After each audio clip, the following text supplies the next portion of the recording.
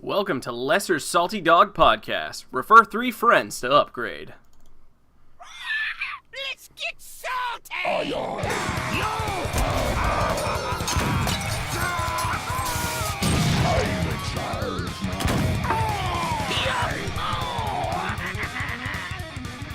What's up, guys? Welcome to Salty Dog Podcast, episode 27. I'm Clash. He's Dookie. As always, we are your salty captains. Ahoy! Ahoy, ahoy! We're back after 2 weeks off. I think 2 weeks sounds right. 2 weeks off. So it always feels like a lot longer, though. Yeah, it does. Especially when you're in new expansion reveal time. Oh yeah, we got a lot of cards to talk about today. Yeah, a ton of cards have been revealed, and we have had less of a chance than most to talk about them yet. So we are 2 full weeks behind. We got a lot of cards to go through today. We're gonna try to get through them at a decent pace, so you guys don't get bored. But we're gonna try to cover everything that we have not yet looked at that's been revealed over the past 2 weeks. Yeah, the older it is, we'll try to clip by those pretty quickly. Obviously, we got some new cards today. Those are the hot topic, so we're gonna try to hit those the most. But we are gonna skip most of our usual segments today. We're just gonna do news and card talk, and card submission challenge, of course. And we got 1 or 2 questions for Q&A right before the end of the show, which we will be going through. But how much have you been playing recently? Just really enough to do quests. I really liked the deck builder Tavern Brawl, so I was doing all my quests through that. Right, me too, actually, yeah. Yeah, it was probably kind of a slow way to get my quests done, but I really didn't want to ladder, and I find casual kind of a pointless thing to do. Yeah. It's like, well, I hope I win, but it doesn't really matter. I think the main thing that when I queue into casual, it's pretty much because I'm not really paying attention, and I want a higher chance of winning. And people are experimenting, or there's newer players. In there, so just kind of like trying to steal wins from people that way. But I've been doing all my quests in the Tavern Brawl too, and I actually think that you can pretty much, if you got the right deck construction, you can fly through the wins in that brawl pretty easily. The deck builder or the current one? Oh, you're not talking about the current one. No, I was talking about last week. Oh, I see what you mean by the deck builder now. I thought you just meant the one where you build your own deck. No. Okay, I see what you're saying. But I like this week's too. Yeah, this is the one I meant you could fly through. The deck builder, not so much. No, that one takes a while sometimes. Yeah. This one, for anybody who hasn't had a chance to look at it yet, it's called Void Singularity, and I think it's one of the most interesting ones we've seen yet. At the end of every one of your turns, every minion you have in play just dies and becomes combined into this same just vanilla minion. It doesn't have any tribes, it doesn't have any of the minions who died's abilities or anything like that. It just combines their stats together. Yeah. There are some really OP things you can do out there. I think Hunter's probably the best deck. Freezing Trap it's also combining their mana costs, by the way. So you're throwing out these minions that cost 3-4 mana, and it's combining them, and it eventually gets up to 10. You Freezing Trap it, and then they can never play it again. Right. They also have access to one of the best single target removals, which is the Deadly Shot. Just take it right out. Yeah. Not even worried, so. Yeah, a lot of these brawls get a little lopsided once people kind of crack the code. Yeah. But, I mean, it's just a for fun format, and it's only around for a week, so it's not a big deal if it's a little busted. I think it's more fun when it's kind of busted, honestly. Something to exploit. Yeah, pretty much. Yeah. Freeze is also pretty crazy. Actually, one card, I don't think I ever got to play it against you, even though we played a few times, it's a shaman card, Cryostasis. Is incredible. Because I was wondering if you were going to bust that out. I did have it, but I never got it, because you can just hit one of your minions with it, give it the +3/+3, and then it dies, and it's not frozen anymore. And it's just super cheap +3/+3. Yeah. And also, you can target your opponent's minions with it, and I actually won a game that way, too, because I really needed to freeze. They had lethal, and I just froze the thing with Cryostasis, and that was the end. But that's enough about Void Singularity Brawl. Like we were saying, we have a lot of cards to go through, and we got some the confirmation for the release date and some more information about what's going to happen when the expansion actually drops. So let's take a look at that stuff in the news segment. What's happening? Gadgets and Gazette always gets the scoop. Time is money, friend. Keep it quick, kid. I ain't got all day. All right, so first up, great news. We finally got the confirmation that December 7th is, in fact, the release date of Kobolds and Catacombs. Woo!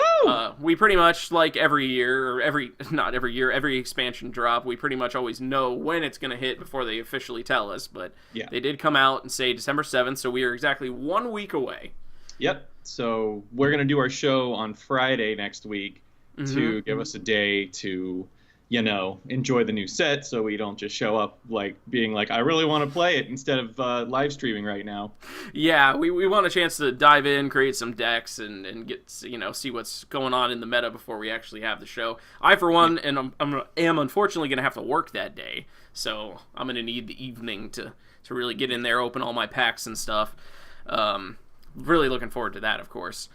They also released some information about what's going to happen when, the day of, so after the expansion goes live, probably sometime, I think it usually goes, my time zone, about 12 to 1-ish, and so that would be, 8 to 9 in your time zone. Yeah. Yeah, I'm Eastern, and he's Pacific, so that's usually when I've seen it go live. I don't think they ever actually say a specific time, but when it does, if you log in, you just immediately get 3 Kobolds packs, which is awesome, of course. But even more awesome, you get a free random legendary weapon. So we still haven't even seen all of them, but the ones we have seen are pretty dang cool, and I'm excited about that.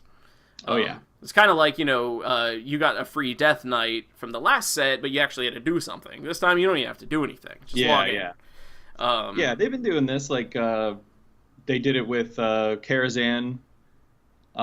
Wait, no. Yeah, there was an intro thing on Karazhan, right? With a reward. They did Karazhan it with is yeah. I think they did. That might have been one of the first ones. I think there was a free wing of Karazhan, which was kind of weird because it was an adventure, so you get one card from the adventure. But so they gave everyone Marin the Fox. They gave everyone Cthulhu. So I think they're definitely trying to strengthen their new player experience. Yeah, I would say so. I think that pretty much one free legendary per expansion is confirmed at this point, which is very cool.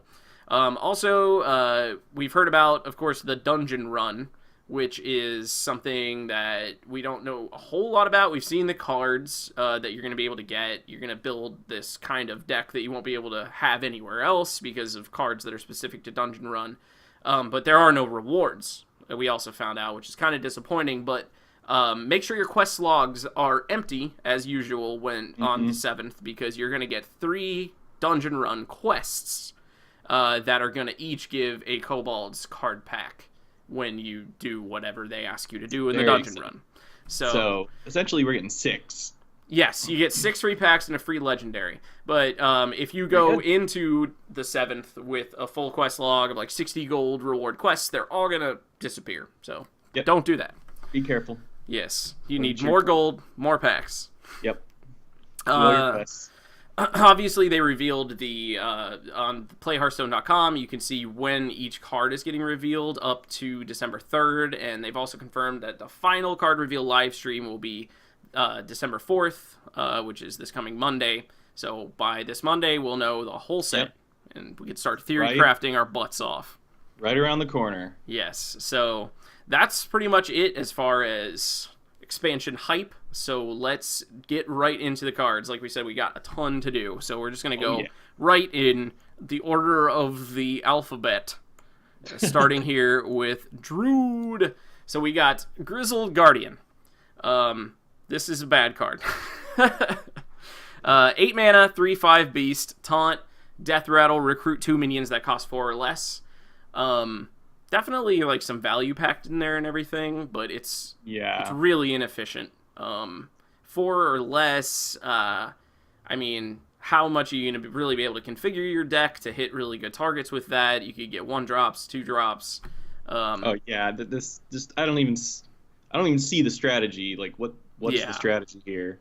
Yeah, I mean, the only thing that comes to my mind is you can try to ramp and not have, just have like spells and removal in your early game, and then have your minions literally start at 4 mana.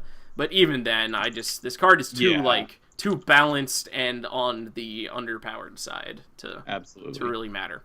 So moving on. 8 mana steep. Yeah, 8 mana. You could have Primordial Drake, Lich King, way better stuff. Oh yeah. Next up, we got Branching Paths. This is 4 mana, and is a choose twice card, which is one that we haven't seen before. This is not choose 1 2 times. This is a choose twice card, which is important because this does not work with Fandral. Right, that's what I was wondering, if this would count for Fandral, but I guess, I don't know, I guess it's not choose 1, so... No, it's not, yeah. And they've already confirmed that it will not work with Fandral. Yeah. Because, this would be insane if it could. Yeah, because the whole thing with this card is you can tailor it. There's like 6 different combinations here. Right. Let me read the card quickly. It's 4 mana, epic spell, and you get to choose twice from 3 different options, which are draw a card, give your minions +1 attack, and gain 6 armor. You can choose the same option twice, which is cool. Which does give it, like Dookie was saying, 6 total combinations. And most of them, there's only one option that's not overcosted for what you're getting. So draw 2 cards, that's Arcane Intellect, which should be 3 mana. But the only one that is not undercosted is actually picking gain 6 armor twice, which is exactly Greater Healing Potion, only slightly better because it's armor. So... I think this card's decent. It's really the flexibility that's good about it. I think the weakest part of it is probably the +1 attack. I wouldn't see using this card specifically for that. Savage Roar does what this does 10 times better. Yeah. But I think you're putting Savage Roar in a deck where that's your game plan, and you're like, I'm gonna get a bunch of minions out, Savage Roar, kill you. Whereas this is like, if you could really use an extra attack on a couple minions to make some good trades, then this will do that. Definitely. But I would think that if you were going to include this card, you're probably, at least most of the time, choosing armor at least once. Like, I don't see putting this in a deck if you don't intend on using it for armor, is what I'm pretty much saying. Yeah. That's actually a shield block for 1 more mana and it's 1 more armor. Right, and if you do draw a card and gain 6 armor, it's shield block for 4. Yeah. There are a lot of combinations in there. I think it might see play maybe as a one of, mainly just if you need some extra armor. But Druid also has a lot of other ways to gain armor, so might not be playable. So a little bit on the weaker side, but the flexibility is a plus. So we'll see.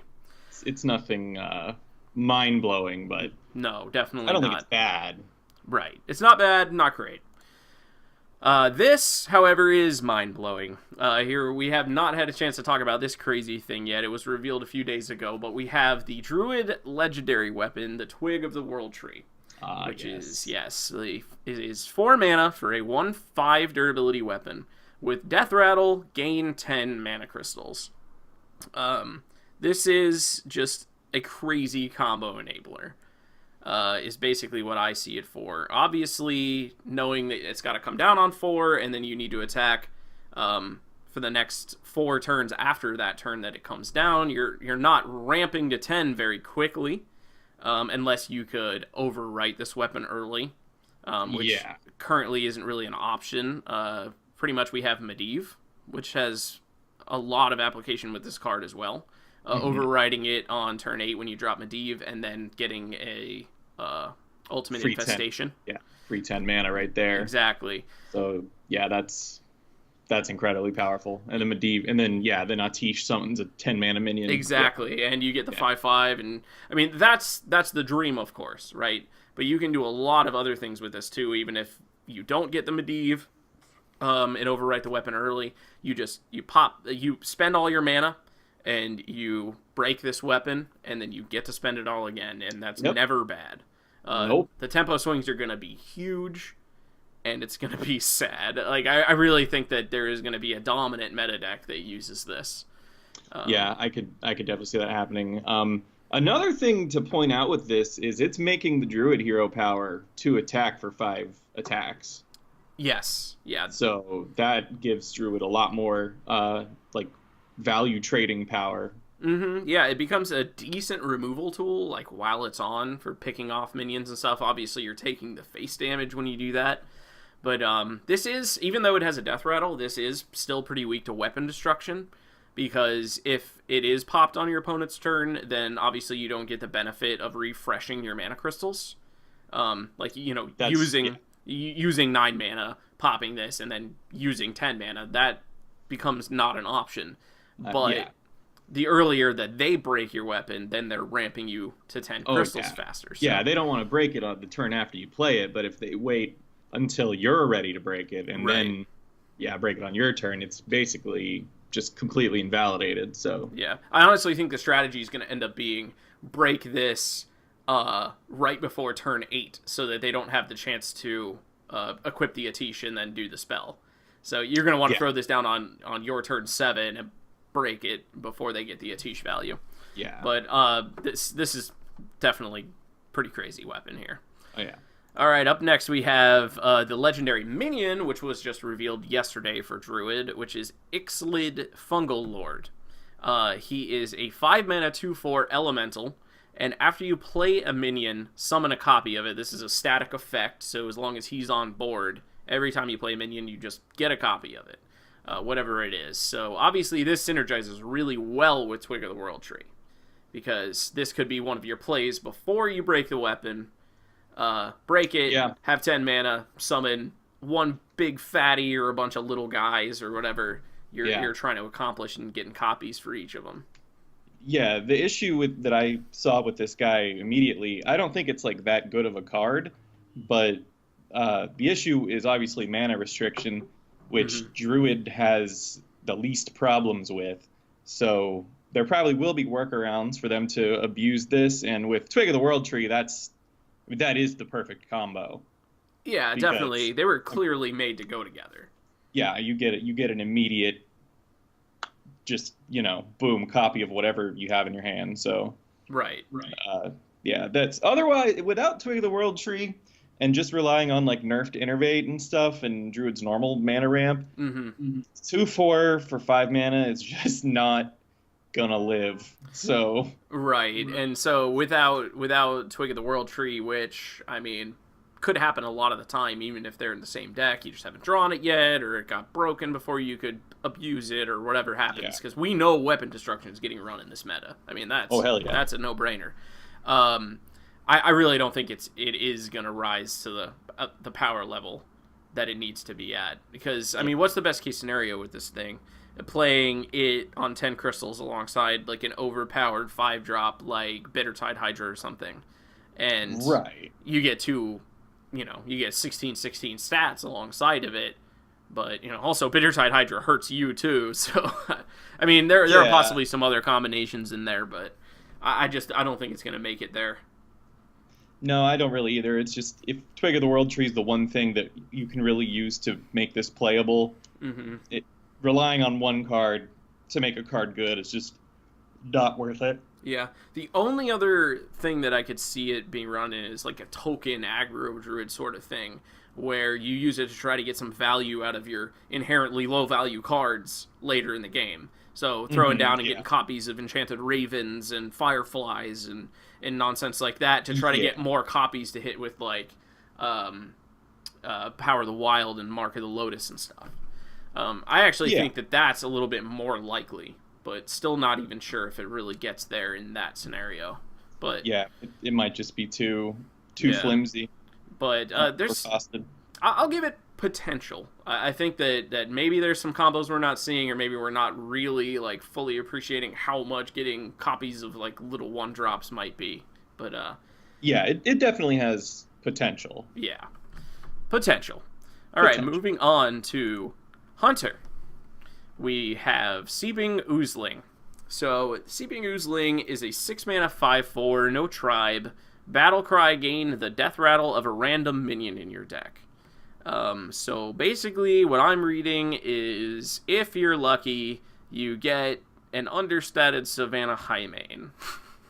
Yeah, I thought this was like pretty decent at first. Then we were talking about it yesterday, and I was like, if Savannah Highmane's your best case scenario, then this is just worse than Savannah Highmane, and it's not even a beast. So right. I couldn't think of anything off the top of my head where I was like, that's the one you want to hit. That's the one you want to abuse. Yeah, I mean, in the past, every time there's a discussion about Death Rattle, it's like, oh man, if you could just hit Sylvanas with that. But obviously, we don't have Sylvanas any longer. I mean, obviously, the Hunter Legendary minion, we're going to take a look at in a second, that does the Death Rattle to recruit a beast is very nice. Savannah Highmane's not bad, but again, Savannah Highmane itself is a beast and a 6/5. Yeah, in addition, just better. Yeah, we're just straight up better. Two hyenas off of a 5/4. I mean, it's like an okay card. Yeah, I mean, what are you? You're gonna copy your kindly grandmother and get a 3/2? Yeah, it just gets worse and worse. Definitely, and I mean, there's Devilsaur Egg, which that's okay, but then you're running Devilsaur Egg in your deck. Yeah. And, I mean, that hasn't really made it into any constructed decks at this point. It's a pretty difficult card to use if you draw into it rather than this. Yeah. I really don't think this is going to get there, unfortunately, for Hunter. Unless some bomb Death Rattle thing comes out and it's... Yep. The only Death Rattle you put in the deck. But otherwise, nah. Yeah, definitely. Even if you copied Sylvanas... This is still worse than Sylvanas. Yeah, I agree. I mean, Sylvanas is a 6-mana 5/5. Yeah, I mean that doesn't really matter in that scenario because you want Sylv to die. Yeah, that's true. But yeah, and again, there's a big disclaimer on all of this that we haven't seen the whole set, of course. So there could be some insane Death Rattle neutral minion alongside the Death Rattle Hunter minion we've seen that makes this worth a shot, but so far there isn't a combo that this enables, and I really only see this as a combo enabler. Definitely. All right, moving on, we got the Hunter Spellstone, which is Emerald Spellstone. It starts out as Lesser Emerald Spellstone, which is 5 mana to summon 2/3/3 wolves, and you play a secret to upgrade it. 5 mana for 2/3/3 wolves, 5 mana for 6/6 stats. That's not terrible. It's not bad. No, and playing a secret, not that difficult. It's definitely one of the easier upgrade mechanics that we've seen. When it's regular Emerald Spellstone, as you might imagine, you summon 3/3/3 wolves, and you play a secret, upgrade it to the greater Emerald Spellstone, and you get 4/3/3 wolves. Yep. Obviously, there's a ton of value built into the card as far as how much stats you can get and how many bodies for 5 mana. Pretty easily. I mean, playing secrets is fine, and Hunter secrets are pretty secrets? Good. That's nothing. But the problem that I see with this is that removal is rampant. AoE is rampant in Standard and is only getting more strong, especially in Priest in this set. So I think that this gets removed too easily by too many classes. It almost doesn't matter how many wolves it's making because whatever AoE hits is going to kill them all anyway. So, that's the real problem, definitely. Yeah. It's like Dragonfire Potion doesn't care if it's 2 or 4 or 6, 12 wolves. 12 wolves on your side of the board. That's a new thing that's happening is you're going to be able to have 12 minions on board. No, that's totally not happening. But yeah, 5 mana for 2/3/3 beasts is already good. Yeah. But it isn't really that much better to have 4 of them. Right. In general, I don't know. It's kind of hard to make a call if this could get played. The 5 slot for Hunter isn't great, but they do have the corpse whatever thing that discounts Death Rattle minions by 2, which is really nice. Oh, Corpse Widow? Yes, Corpse Widow. So I'm not sure. I mean, 5 mana for 6/6, not terrible. Playing a secret, pretty easy. this could potentially find a spot, but it seems very balanced. That's kind of like the theme of this set. Everything's just really like fair, which is fine. Yeah. But it's not in a meta where every card's fair, you know. No. Yeah, exactly. That's the problem. Is like balance. You know, nobody gets excited about balanced cards. No, because they don't work in standard. It has to be OP. Yeah, pretty much. All right, so speaking of OP, I don't know if this is OP, but it's very good. We have the Hunter Legendary Minion, which is Katharina Winter Wisp. 8 mana for 6/6 with Battle Cry and Death Rattle. Recruit a Beast. That's not bad. A lot of value built into one card. Yeah, and you know, there are other minions besides beasts you can run, so you can pick and choose what beasts you have in your deck to increase the chance of, you know, King Crush coming out. Definitely. That's exactly what you'd want to do with this card. Yeah. Is you want to build a deck where I think probably the lowest cost minion in your deck is Corpse Widow. You run the Corpse Widow, obviously Savannah Highmane, King Crush could potentially fit into a deck where you can get him out for free. Yeah. And possibly even like more vanilla, almost like arena type beasts that are just like a lot of value if you get them for free, like Giant Mastodon, possibly even. Yeah. Giant Mastodon would be like that would be a nightmare for right. your opponent. Yeah. I mean, obviously this is going to have to be in a Hunter deck that's planning on surviving to the late game. So getting out a big taunt minion would be in your best interests. Yeah. So, hopefully it works. I think she's really cool, and I'd hate to see another dead Hunter Legendary. For sure. So I really think that I really hope that she works out. I see it kind of in a secret Hunter deck, which goes well with the Spellstone we just looked at, where you could have your whole early game be removal spells, secrets. The Cloaked Huntress is not a beast, which is nice. You could have the weapon that works with secrets. You could even run the Secret Keeper for, like, you know, shore up some of your early game. Just try to fill your whole deck with cards that are not beasts up until that. Yeah, you could run the Spellstone for minions, you know, without having to actually put minions in your deck. You could run... why can't I think of mini Call of the Wild right now? Oh, Animal Companion. Animal Companion. That's so funny. You remember Call of the Wild before Animal Companion. Yeah. It's just a boring name for a card. It kind of is. You're right. Yeah, Call of the Wild's much cooler. Yeah. I miss the days where that was actually a good card. Right? Yeah. This would go in that type of deck. Yes. That was. Yeah, so, they've been trying to push this like later game Hunter for a long time. And if you Barnes'd her out, that'd be pretty nasty. Oh yeah, Barnes definitely goes in this deck. I mean, they're only going to coexist for what, like 4 or 5 months. Yeah. Barnes and Katharina, but definitely you put them in. I mean, could this deck possibly even use like the OG recruit minion Yashiraj? Maybe. Yeah. I don't know. But we'll see. I bet he's not a beast. I, for one, hope that a heavier, like, if not control, just like a heavy mid-range Hunter finally works. Yeah. Yeah, I'd like to see something like that. We'll see. All right, moving on to a class that I think is getting some really crazy stuff, Mage. Starting off with a common minion. It's an elemental, 1 mana for 1/2. Whenever you cast a spell, gain armor equal to its cost. That is crazy to me. I don't see this being that crazy. I mean, okay, it's 1 for 1 mana to health gain, which is not the best return on health. I mean, you look at Greater Healing Potion, that's 4 mana for 12. But I think the thing that tips this over the edge for me is the fact that it's an elemental.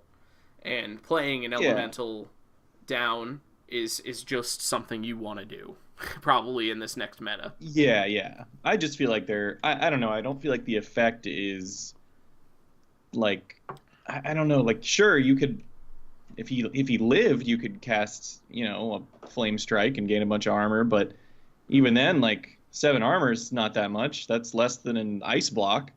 or ice barrier. Right. Well, it's just, I And mean, he's just a 1/2. I don't know. I don't see it. when you're playing mage, though, you really do sometimes get into these positions where your early game wasn't that strong.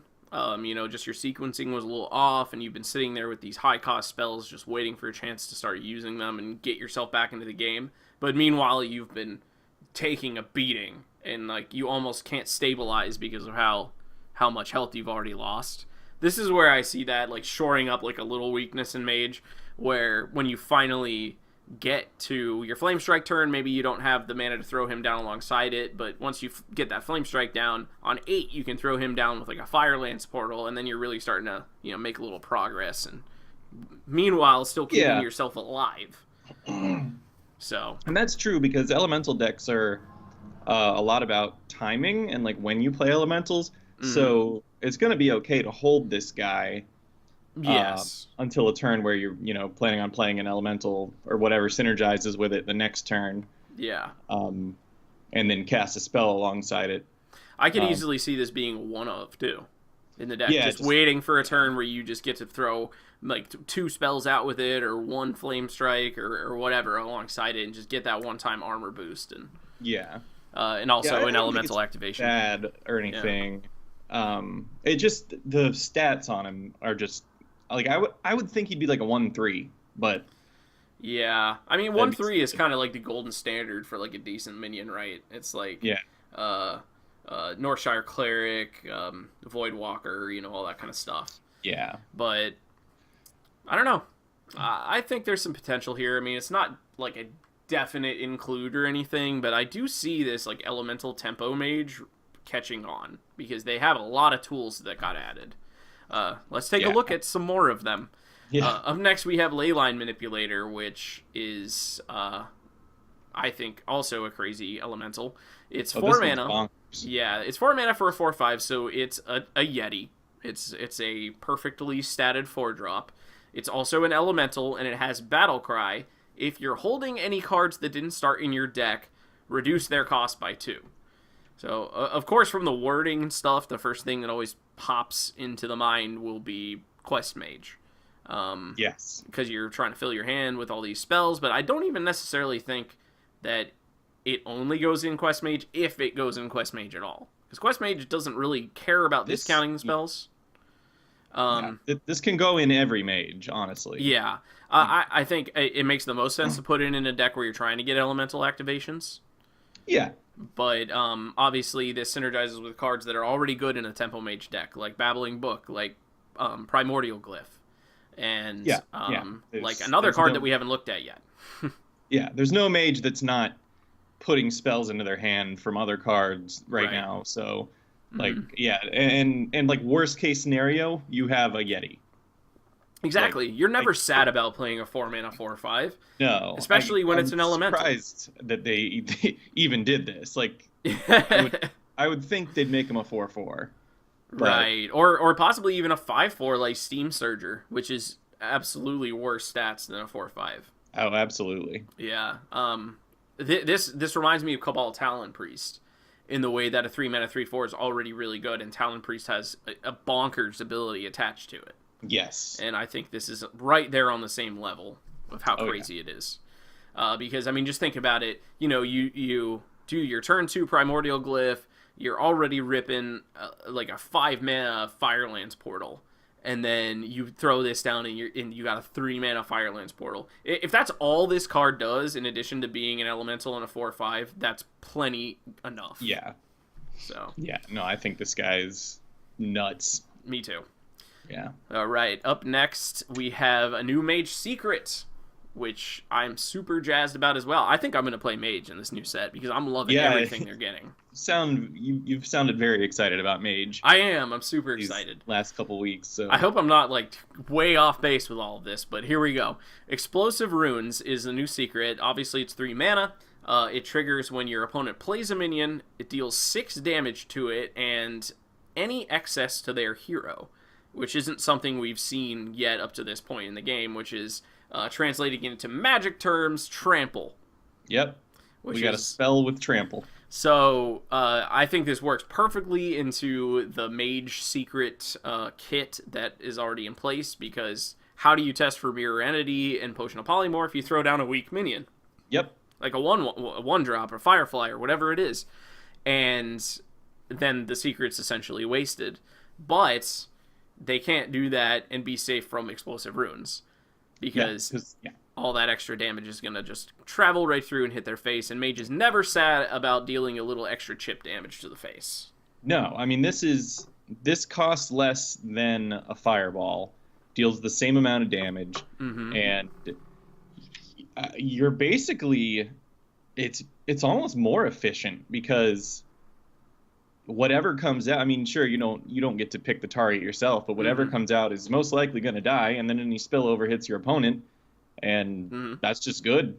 Yeah, I mean, it's perfect efficiency no matter how you slice it, because, I mean, if the minion has 4 health, 4 to the minion, 4 to the face, 2 to the face, that's a great card.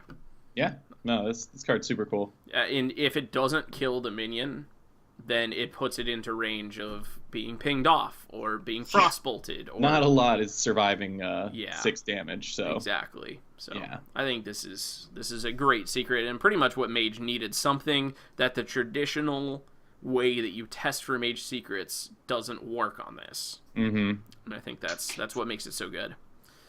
All right, up next we have the Spellstone for mage, which is the Ruby Spellstone. It's 2 mana.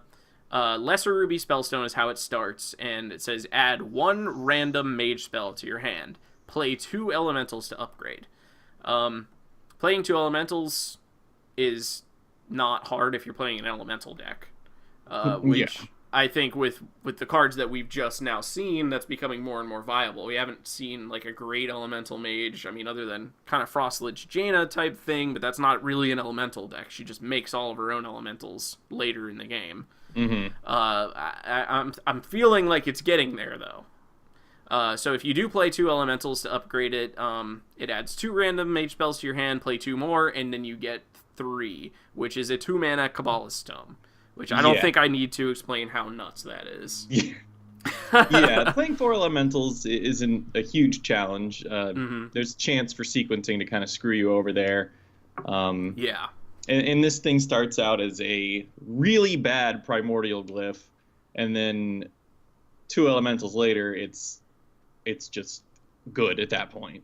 Right, exactly. I think the card is fine at adding 2 random mage spells to your hand. That's just like, that's a Kabbalist Tome that's worth 2 mana. It's less mana, and it gives you less spells. It's actually more efficient still. Yeah. And when you get up to that Kabbalist Tome mark, like, I don't know about you guys, but every time I see a mage Kabbalist Tome, especially if I feel like I'm like getting over the hump, like I'm past their spells now, like I finally made it in the Kabbalist Tome, I'm just like, ooh, dang, that's not good, because you just, I mean, maybe they whiffed, but there's a lot of really powerful mage spells. Yeah, and who knows what they have at that point. Exactly. But you feel a little safe, though, because you're like, at least they just now had to spend 5 mana on it. Yeah, it's kind of as a dead turn. Exactly. There's very little that they're going to be able to do alongside that. When it's 2 mana, forget about it. They can do whatever they want to you still after that. Yeah.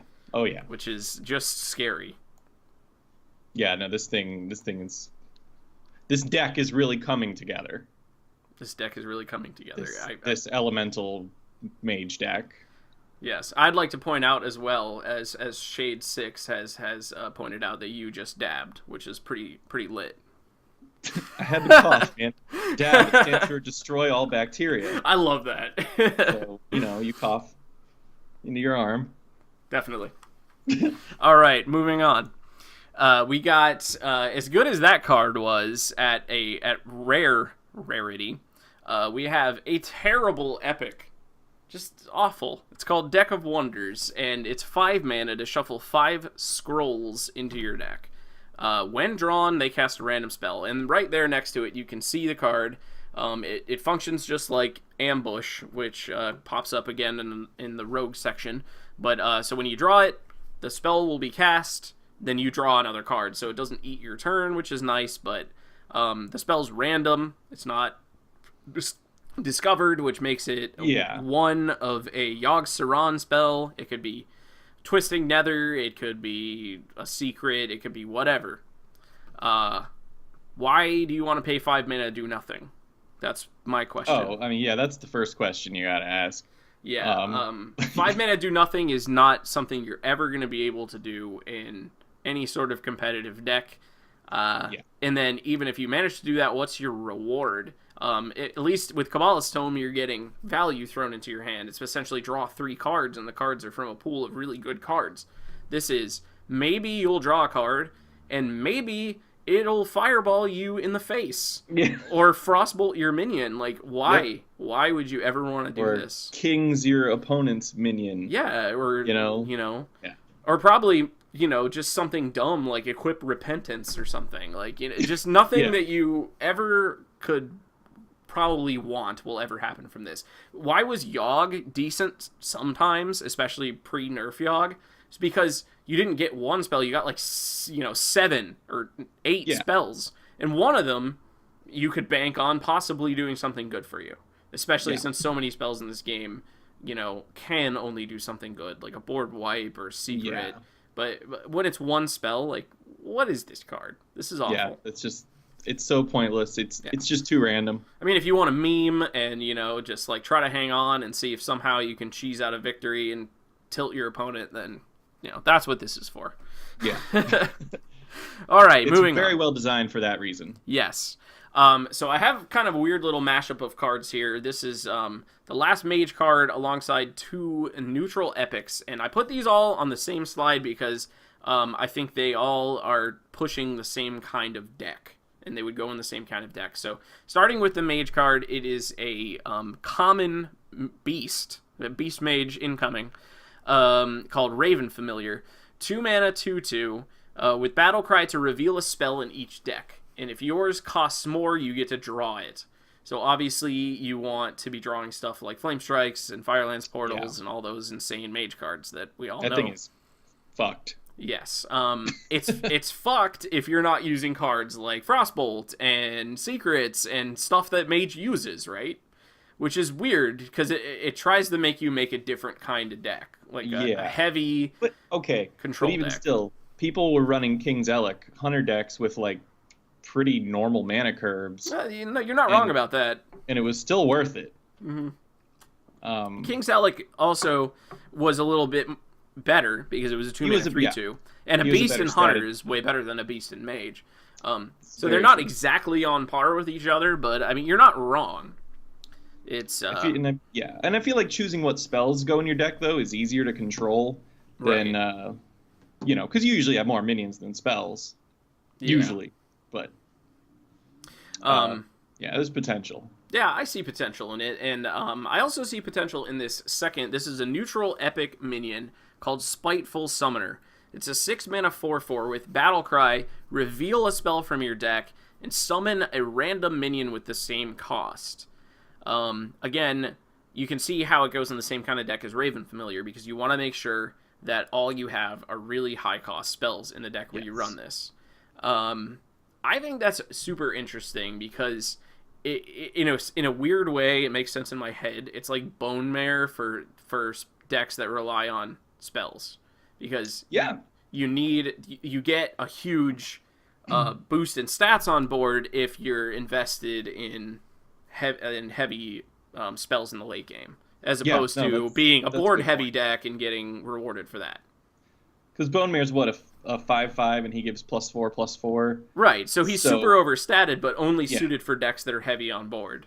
Yeah, so if you drop this and you manage to pull a minion that's got 4/4, 5/5 stats, you're already making a profit. Right, but you're going to be shooting for way higher than that. Oh yeah, that's going to be easy. Is Mage going to be able to do it? I don't know, because Mage loves its little spells like Frostbolt and Fireball and stuff like that. But I could see this potentially making its way into some version of Priest, where, I mean, it'd be weird for Priest to be rolling without Shadowward Pains and stuff like that. But if you could make a Priest deck that only had stuff like Free from Amber, the new Psychic Scream spell, and crazy high-end value spells like that, this could be a crazy card. Oh, yeah. But moving on to the next one, I don't think this is anywhere near as good and probably not playable, but it is in the same vein as the other two cards. It's called Grand Archivist. It's an 8-mana 4/7 epic, and it says, at the end of your turn, cast a spell from your deck with targets chosen randomly.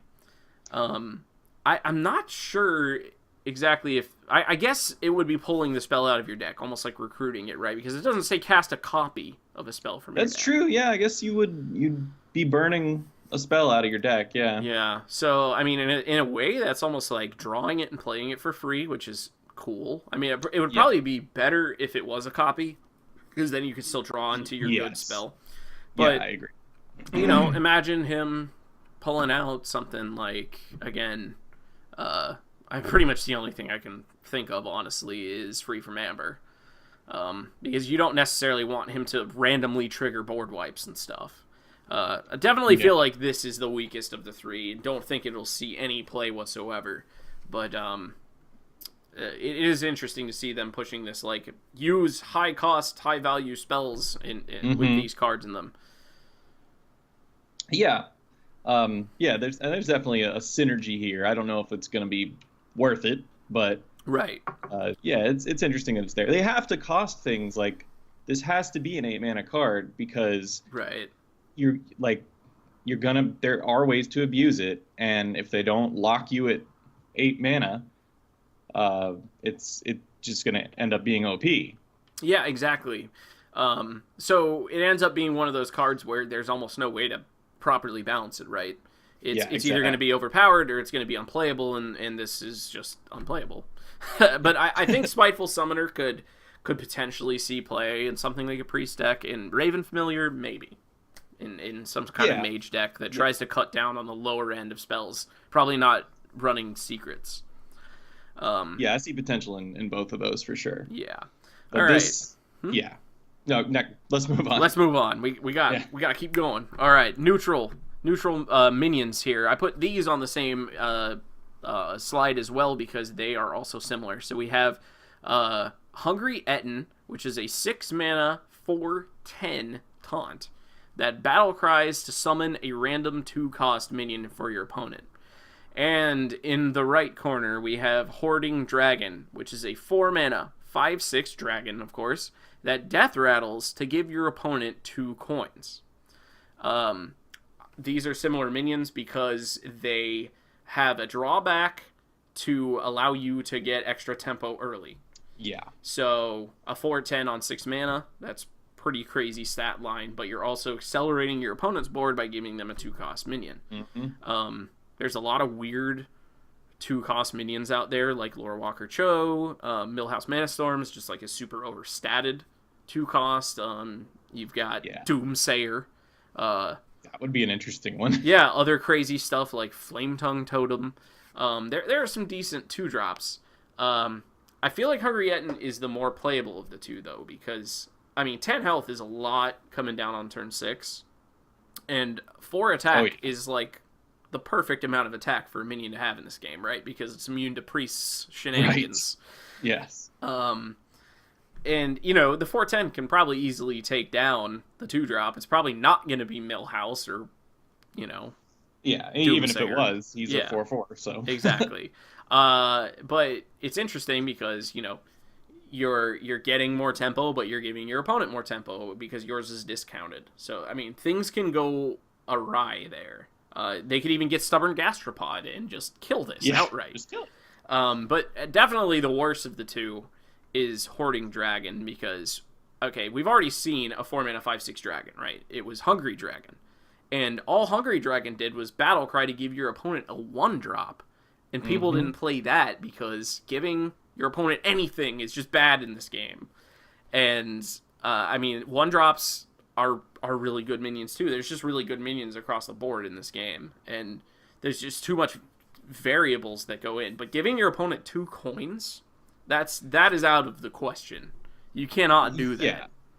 Because what's happening with Hungry Etten is, sure, you're accelerating them by 2 mana in both these cards, but it's only 2 mana in one minion for Hungryet. For Hoarding Dragon, they could spend all 6 of their mana the next turn and drop something that you just can't deal with. Right. It's too much. You're gaining tempo in the short term by playing an overstatted minion on 4. You are seceding so much tempo later after they kill it, unless you have some way of getting rid of the death rattle. Like, yes, Purify Priests, meme them if you want to. But if you give them 2 coins, you have given them more than you gave yourself. Because just think about it, like if somehow they remove this on board after you play it, you just have to play it out because you've got no other thing. So you play this out on 4, they kill it on their turn 4, and then they've got 6 mana. What's 6 mana worth? 6 7s worth of stats at least, or just like a really good minion or spell or something. This is just bad. You'd have to somehow get rid of the death rattle. Yeah. For some reason, I wasn't registering that it was a death rattle. Oh, you thought it was a battle cry? Yeah, that makes him a lot better. It makes him better, but still, later, when this minion does die... Which it will eventually. What's going to happen to you is just going to be so much worse than what this minion gave you. At least, in my opinion. That's what I think. Coins are combo enablers, coins are spells... Coins are all kinds of things that you don't want your opponent to have. Yeah, I don't know.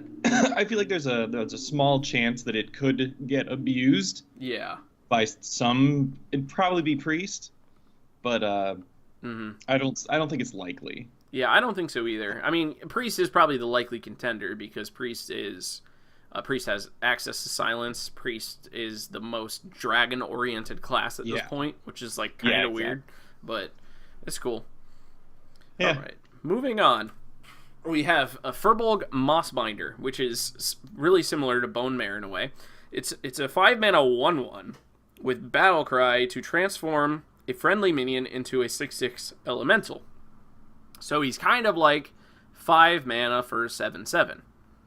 Which is pretty cool. Depending on what your target is. Well, I guess it's more like 5 mana for a 6/6 because the 1/1 was already in play. That's true. But yeah, I really like this guy. I could definitely see him going in that mid-range paladin deck that I made for Ice Crown. Yeah, I definitely think paladin is the contender for this because this curves right into your Spike Ridge Steed turn.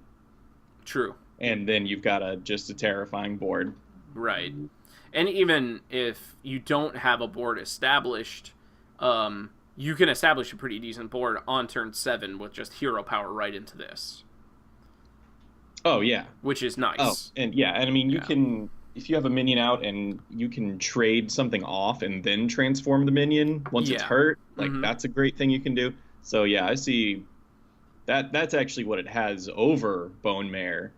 It's the potential to fully heal a thing. Yeah, fully heal a thing, get around a negative effect like the Hungry Dragon or whatever it's called. Turn your things like that. It's kind of a waste of the stats. Then you're paying 5 mana for a 1/1 and a silence, but yeah, this is very good in Shaman as well, as Louis Du just pointed out as well. Obviously, because the 5-drop could be evolved into a 6-drop after it hit a totem and made it into a 6/6. Definitely, Shaman and Paladin are the classes who are looking at this card. Yeah, and I'm assuming that transforming it into a 6/6 elemental, that elemental is going to be a card of its own that costs probably 6 mana. Yeah. So that's still a good evolve target too. It might cost 5. I feel like a lot of those transform effects, they end up being the same cost as the card that triggered them. But evolve Shaman definitely, and I will probably try it in Paladin. Yeah, it might be slightly better in Shaman just because of evolve, but Paladin can definitely take advantage of this as well. Oh yeah. All right. Oh, and just imagine hitting a Stone Tusk boar with this thing. Boars are back. I don't think it would still have charge, though. Oh, you're right. No, you're right, because it's transformed. Damn. Yeah. Ah, so close. So close. I wanted more boars in 2017. Damn it. More boars. We have not had enough boars. We haven't. All right. Up next, we have a card that's very similar to Tar Creeper. It's called the Lone Champion. It's a 3-mana 2/4 with Battle Cry. If you control no other minions, gain Taunt and Divine Shield. So obviously this has a restriction that Tar Creeper doesn't have, but it's similar in the way that it's a really great 3-drop with Taunt that decks that are trying to hold off aggro are going to be interested in using. Yeah, definitely. It's good. I was mad when I first saw it because I was like, he's this cool looking paladin, and I wanted him to be paladin only, and he's more of a control card and whatever. But the more I thought about it, I think it's just not as good as Tar Creeper because you have the restriction of having no other minions. You still have to put 5 damage into him to take him down like Tar Creeper, but he has 1 less attack on the defensive end.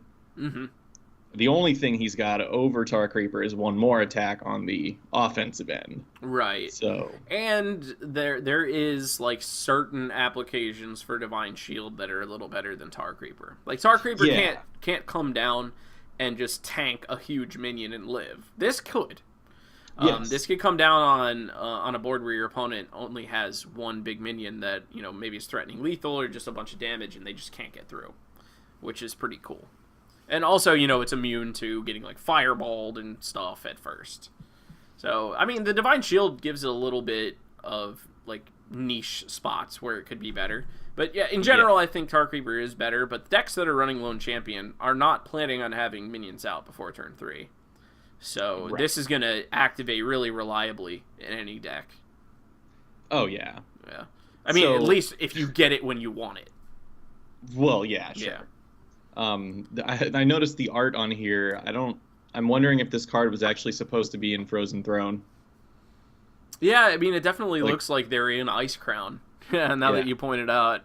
And that set had a lot of that, like, very, like, righteous paladin aesthetic going on. Yeah, it's true. Like Smiters of Darkness. Yeah, well, he's just trying to smite some kobolds right now, apparently. Yeah. And he is also wearing my favorite set of armor in World of Warcraft, Paladin Tier 6. So there's that. That is a good set. That is a good set of armor. Is that the one with the books? I thought you didn't like the one with the books. No. Oh, those are hammers. Okay. It's actually a hammer and a book. Oh, it's both. Okay. Yeah. Gotcha. All right. So, anyway. Next, we have... okay, this is a card that you really like that I'm a little bit more on the fence about. It's called Arcane Tyrant. It's a 5-mana 4/4 elemental. It's good that it's got the elemental tag. It costs... It's like Happy Ghoul, where it costs 0 if you've cast a spell that costs 5 or more this turn, whereas Happy Ghoul is if you were healed, then he's 0.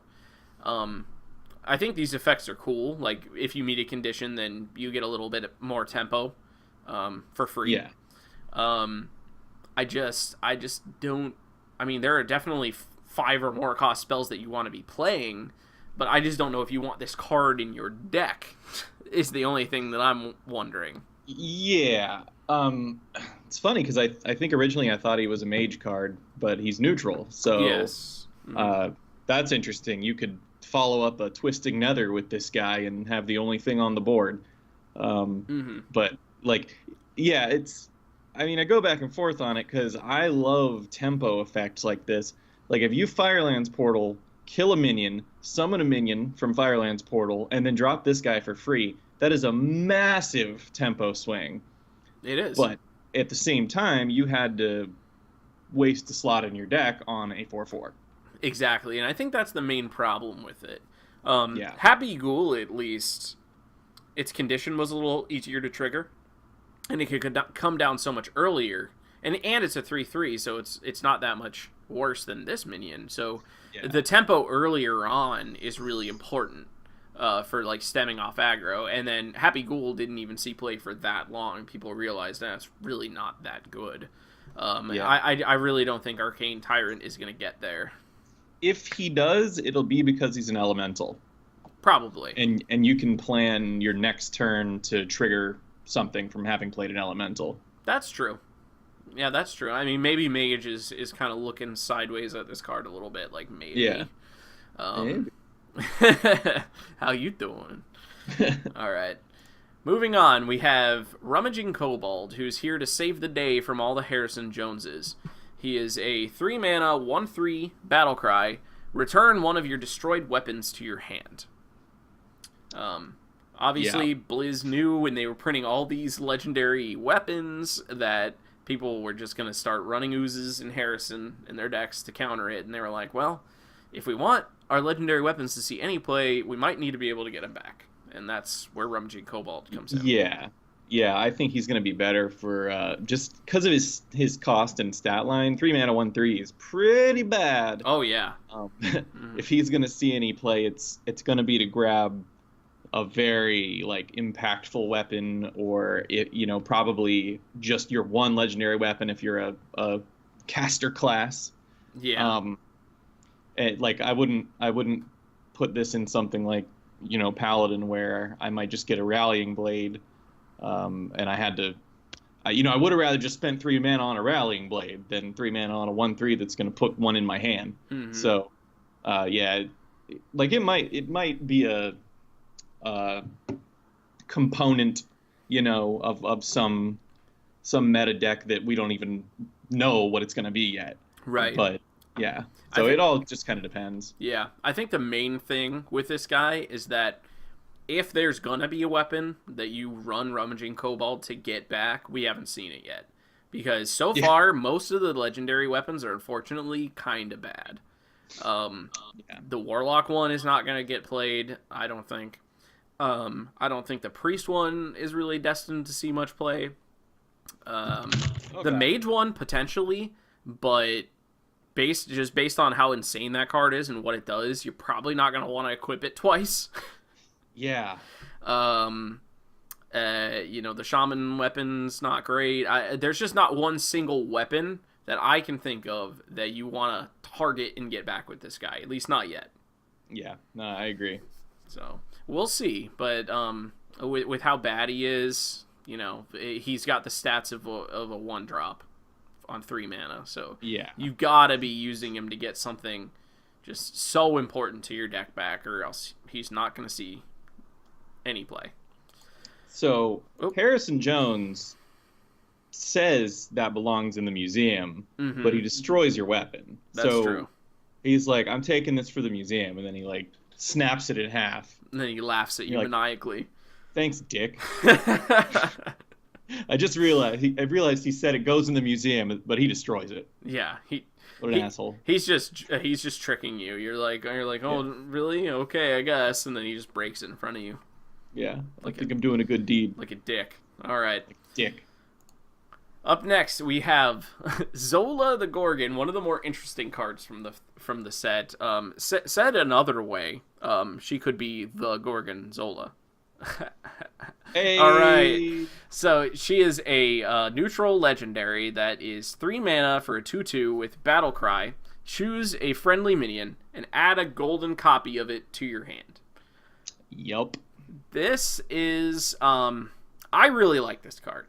It reminds me not in mechanics, but just in its flexibility to be put in just decks randomly, at least just to try it out, of Barnes. You throw Barnes in a deck if you realize, hey, I've got a lot of good targets if they come out as a 1/1. You're just going to end up throwing Zola the Gorgon in decks where you're like, hey, I've got a lot of good Battlecry minions that I would like to get back in my hand.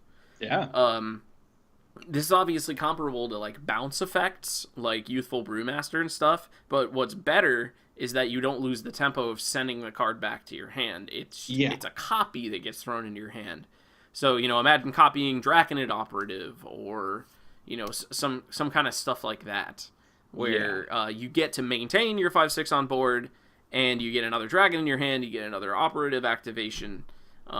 Those are the kind of cards that you're going to be looking to try to copy with her. Yeah, I mean, you don't lose tempo from the bounce because it's a copy and not a bounce. Mm-hmm. But the tempo you do lose is the fact that it's a 3 mana 2/2.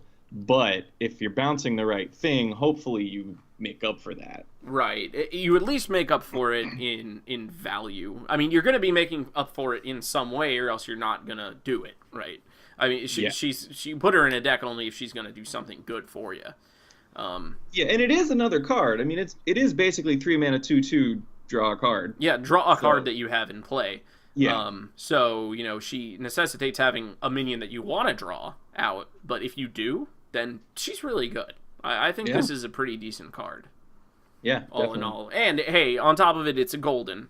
So that's just, like, right? It's kind of cool. Like, I like that little extra bit of flair they threw in there. They didn't have to make it golden, but it's just going to be cool. Yeah, no, that's very cool. Throw something in your hand and be like, hey, I've never seen the golden version of this, or... It should add it to your collection. Right, yeah. Add a golden copy of the card to your collection. So, you just keep doing that, and then you just dust them all, and then free packs. Blizz, please. This is totally going to work, guys. You're going to make lots of money. All right, and that is the last neutral minion. So we're moving on to Priest. Oh, you really were going alphabetically. Oh, yeah. I was like, I feel like we missed some No, classes. you know what? Actually, I don't know my alphabet very well, because this should be Paladin. But hey, we are going to keep going. Cool. Let's just ignore that. So, up next, we have one of the craziest cards of the set, Duskbreaker, which is a 4-mana 3/3 dragon that battle cries if you're holding a dragon to deal 3 damage to all other minions. It's Hellfire with a 3/3 dragon body attached. Mm-hmm. Obviously, if you're running this, it's going to have a really high activation rate because you've got a bunch of dragons in your deck. I mean, it's just crazy. I mean, 3 damage AoE and some tempo is super good. It's a dragon itself, so it activates your other dragons. I mean, there's not enough you can say about this card. It's incredibly powerful. More priest board wipe. Exactly. So all of your level ups and your summoning a ton of wolves from your spellstones, Priest doesn't GAF about any of that. You have to worry about board wipes from Priest now on turn 2, 4, 5, 6, 7. Wait. What's the 5? What's the 5 mana? Holy Nova. That's true. Holy Nova is just kind of weak, but yeah, sick. I mean, Priest has gotten insane AoE in this expansion. This does not go in Razaka's Priest because there's not enough dragons in Razaka's Priest. But don't worry, Razaka's Priest got a new AoE too. Yes.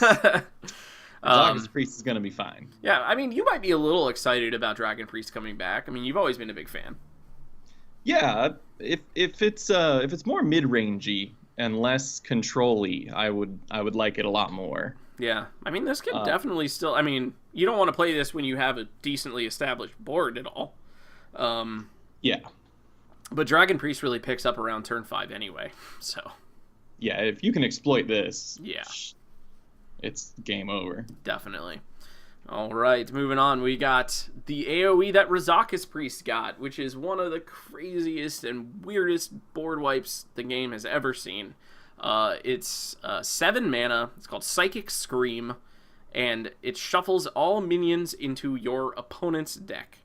So it's Twisting Nether on 1 less mana.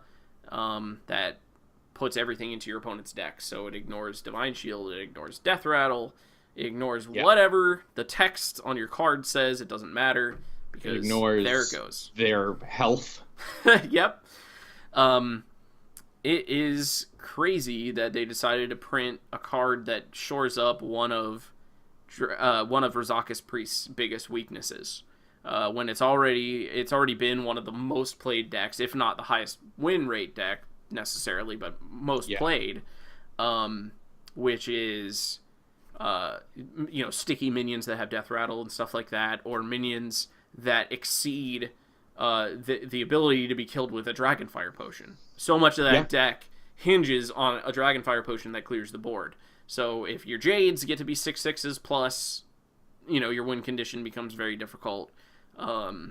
If you're playing against a hunter and they've got Kindly Grandmothers and Savannah Highmanes and stuff, and it doesn't get it, you're in trouble.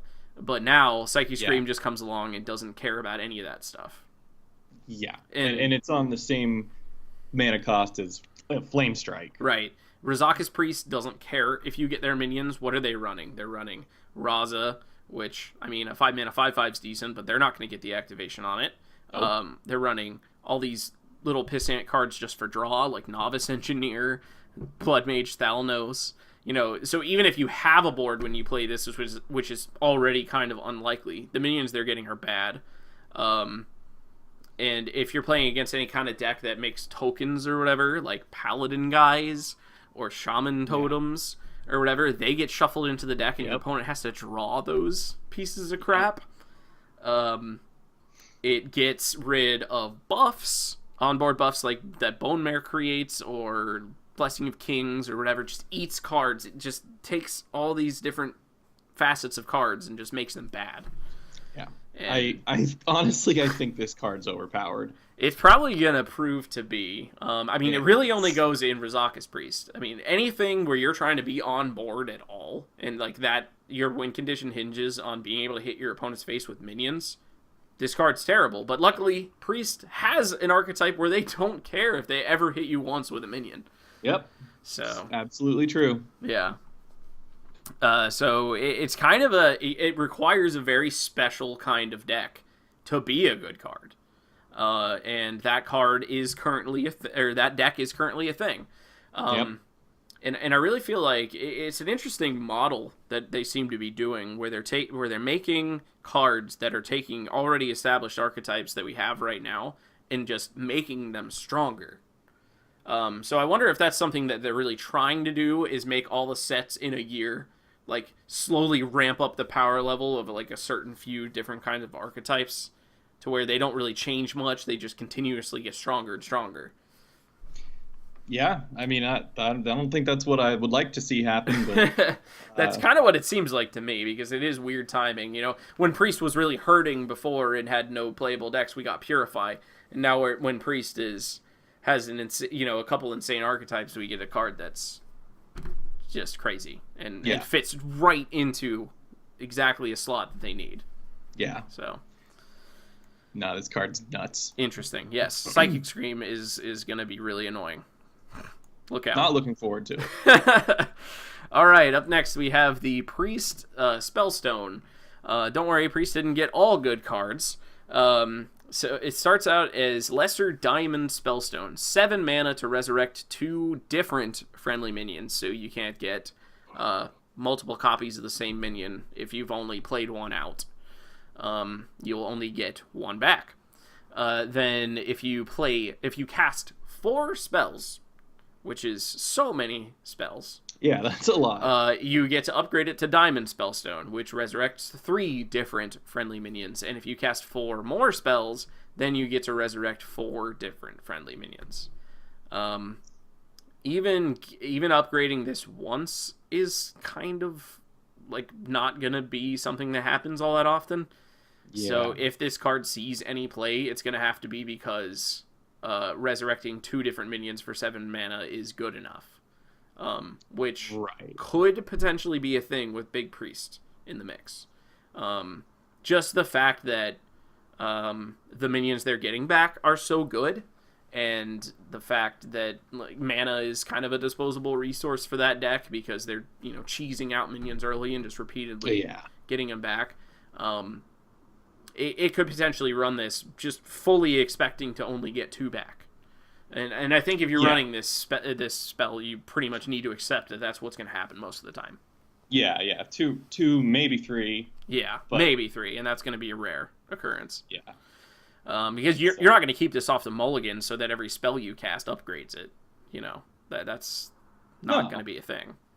So it'd have to sit in your hand for so long for it to trigger, and it's just not going to happen very often. Probably not going to see play, but maybe a one of in Big Priest just to get that extra value off of it. Yeah, that's all I can see. If you get to Barnes out your Obsidian statue and then it dies and then you bring it back and etc. Yeah, you use all your lower cost resurrect effects and then you just throw this in there for one more that has just like a tiny bit more value to it. Another one. So, we'll see. Yeah. All right, so continuing a long-standing tradition of just super weird and probably unplayable priest legendaries, we have Temporus, who is a 7-mana 6/6 dragon with battle cry. Your opponent takes 2 turns. Then you take 2 turns. What? It's like, I don't know, it's so weird. Yeah, it's very weird. I mean, just going into turn 8, like if you play this on curve even, going into turn 8 and allowing your opponent to take 2 turns, you're going to really get beaten down. Yeah. When that happens. I mean, when you get to take 2 turns, I mean, okay, why would you want to do this? It's to set up an OTK, right? Like, that's why Mage wants to take 2 turns so that they can make a million, Sorcerer's Apprentices and fireball you to oblivion. So what what can Priest do with 2 turns? If they survive the 2 turns that this gives your opponent first. Velen, Mind Blast stuff. Velen and Mind Blast is 20 damage. Which, I mean, that's a respectable amount of damage. But you're running Velen and 2 Mind Blasts in your deck, which is severely weakening your deck. And then I don't really know what the follow-up to that is. It's not like you're going to run Holy Smites just so you can deal 4. I don't know. I don't see the OTK combo coming together here. Yeah. And, yeah, exactly, the Louis do. Battle Cry, die. That's pretty much what this says. I mean, you could make an argument that what you're trying to do is, like, grind your opponent completely out of resources. We know Priest can do that with, like, a traditional control archetype. Mm-hmm. And, like, you throw down Temporus when your opponent has, like, 1 or, like, no cards in their hand. It's like, well, what are you going to do with 2 turns, really, if you've got, 2 cards to play with? But honestly, that's, like, so many what-ifs, and this card is not going to get played. No, I like want it to get played so I get to take 2 turns sometimes. But yeah, I mean, it's a super cool looking dragon. Like, couldn't they just made it like something good? Like, I don't know. I think he's one of those like infinite dragonflights. Dudes. Yeah, he does look like. I actually think he was a boss in Black Morass, either Black Morass or like Mount Hyjal or something. But he was definitely in Caverns of Time. Yeah. Yeah, you mean like the one where you go and resurrect, or not resurrect him, save Thrall or whatever? Yeah, escaped from Durnhold Keep. Yeah, I think that's where he came in. Yeah, he might have been Old Hills Brad. Yeah. That's it. But it's just bad. Why won't they make a legendary Death Rattle minion for Priest? I've been saying like, oh, it's coming. I mean, they made the quest that synergizes with Death Rattle, and just like so many things about Priest, Resurrect and stuff. Like, where is our legendary Death Rattle minion? God, please. Yeah, it's so weird. Like, that's Priest's thing, and All right, so Temporus is from Black Morass. That was the one. That was the one where Medivh was opening the Dark Portal, and dragons would spawn out of the portals to try to stop him, but you had to make sure that time happened the right way. Right. So, okay. We're going off on a wild lore tangent real quick. I can't remember what the Infinite Dragon Flight's goal was. Were they trying to make things worse, or did they think that the way they were trying to interfere with time was going to make things better? But they were just misguided. They were trying to make things better. Right, but they were just, like, wrong about that being a thing. Yeah. They were like, I feel mess with time. It's like, well, if he never opens the dark portal, things will be better. It's like, no, you don't know what's going to happen. So stop. Exactly. It's like, just let history play out how it plays out. That was a really cool thing. Yeah. All right, moving on. We are at Paladin, which comes after Priest in the alphabet, obviously. Woo! So those tasty Paladin cards. All right, starting off with their Spellstone. It's called Pearl Spellstone. Starts off as Lesser Pearl Spellstone. For 2 mana, you get a 2/2 Spirit with Taunt. So Frostwolf Grunt. Yeah. So you restore 3 health to upgrade it, and then you get the Pearl Spellstone, which is 2 mana to summon a 4/4 Spirit with Taunt. And that's when things are starting to look up. Yeah. And then finally, you get, if you restore another 3 health, you get the Greater Pearl Spellstone, which is 2 mana to summon a 6/6 spirit with taunt, and that's obviously some really good tempo for 2 mana. I'll let you take this. I'll let you take this. Yeah, I really want to see this work because I like the idea of paladins being able to throw in a little bit of heal as they play, because that's how they played in WoW. Like, even if you weren't a holy paladin, you still had ways and would heal yourself sometimes. So if there's a way to get that 3 health in one shot, like from an Earthen Ring Farseer or something that they print, and it's something you can put in a deck and it doesn't make the deck bad, then this could be really good. Yeah, I agree. I mean, obviously, you're not going to want to play it out as a 2/2. No. The fact that it has an incarnation where it's a 4/4 is actually pretty good against Priest. That's true. Which is nice. But most of the time, obviously, you're going to try to put it out as a 6/6. So what does, realistically, Paladin have access to for healing? Obviously, True Silver Champion. Yeah, and you're always running that. So yeah, that's the first thing that comes to mind. Yeah. But one swing from True Silver is not enough to upgrade this. If it was, it would be pretty messed up. Yeah, I think that's exactly why it's 3 health. Yeah. So, I mean, are you going to run weird little cards that try to, like, cap off how much, cap off 2 healing with, like, 1 more healing, like Friendly Bartender? Or are you going to try to get it done with Earthen Ring Farseer, or... Earthen Ring seems like the best shot off the top of my head because it's in immediate 3 for 3. Like, he's a 3/3. Like, yeah. he's just solid. And he gets run in meta decks. Like, that happens. Usually in Warlock decks, like kind of control-y based decks that want to live.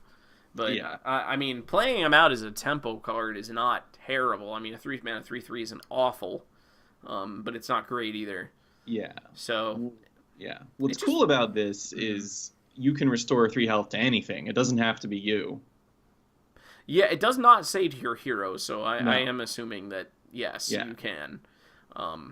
But the drawback there is something needs to be hurt. Exactly. Your face needs to be hurt, or a minion needs to be hurt. I mean, those are not supposed to be difficult things. It might be kind of difficult if, you're playing against a deck that's really off-board. That doesn't really have anything to do. I mean, you could restore 3 health to your opponent if you really needed to. Yeah. I mean, You'll you probably be don't taking want it away from them swiftly with that 6/6. Yeah, I don't know. I mean, it's weird. It is one of the few spellstones I feel like you could realistically keep on a mulligan, though, which is kind of cool. Especially if you did have a way to upgrade it decently early. I don't know. I'm on the fence about it. I definitely don't think it's definitely going to see play, but it could. Yeah, I'm on the fence about it too, but I like it a lot, and I like the concept, and I want to try to make it work. But yeah, we're also. I mean, I do want to point out we're also really only thinking of it in a way that like you would use Paladin, which is like an aggressive way. It's like I wonder if it would be good in like a control Paladin with cards like Forbidden Healing and Lay on Hands and stuff. Yeah, potentially it could be. But then you're not getting early game. You're not getting this thing like mid game like you'd want to. No, your tempo would come from being able to play this on turn 10 alongside Ragnarok's Lightlord or something. Yes. So yeah, different applications. Aora Coast brings up a good point. Lifesteal should work. With this. That is a good call. Well, you do have the Chillblade Champion, which is a swing. That's a good call. Yeah, he's not bad. Lifesteal might be the way to go to try to make this work. Yeah, that's a good call. Definitely. All right, but they are giving some other things that we're going to see coming up. But first, we're going to take a look at Call to Arms, which is a 4-mana spell, epic spell. One of the best cards Paladin has gotten this set. Recruit 3 minions that cost 2 or less. I think this card's nuts. It is absolutely nuts. All you have to do is compare it to Small Time Recruits, which is only 1 less mana and draws 3 1-drops into your hand. Yes. Whereas this card draws 3 minions and plays them for free for 1 more mana, and they can cost up to 2. Yeah. Tachyon Railgun is asking what recruit is. So if you guys don't know the keyword recruit yet at this point, it's the new keyword in Kobolds and Catacombs. And recruit just means summon a random minion from your deck. And then a lot of cards have a stipulation to it. Like this one, they have to be 2 or less. Sometimes it's a beast. But recruit just pulls a random minion out of your deck. Right. Like, if this card just said, recruit 3 minions, it could literally pull any 3 minions out of your deck. Yeah. But since the card itself is putting a restriction on it, it narrows down the randomness of it, making it only 2 or less mana cost cards. But still, yeah, this card is absolutely crazy. Obviously, you're going to want to try to hit as many 2-drops as you can, which is fine, because you don't need to run, like, a ton of 1-drops. I mean, there's some decent 1-drop Paladin cards. Yeah, even if you're running Argent Squire and the other Argent Squire. Righteous Protector. Righteous Protector. Yeah. Those are fine targets for this. Mm-hmm. The real power of this is kind of like the power level of Mysterious Challenger. It's really that it's thinning your deck out and playing cards for free, which is something that Paladin has done from time to time. It's good to see them have something like this again. Yeah, this is like muster. Mm-hmm. Yeah. It's kind of sad that they finally get a card like this after Competitive Spirit, the secret Competitive Spirit is gone, because that would work really well together. Yeah. This would be a better card in Druid, honestly, because they could just like Mark of the Lotus this stuff. But it's true. Druid doesn't have it, so Druid doesn't need it. Don't take this away. No. I'm just saying it's like more balanced in Paladin, right? Yeah. The real power of this card is going to be Millhouse Mana Storm. You cannot put Millhouse in a deck. Don't do it. Prepare to face the mighty Millhouse. Yeah. So. Yeah, I'm some excited for this one. Yeah, there are obviously some great 2-drops out there that you'd want to hit. I can't think of any of them right now. Yeah, I'm like, are there though?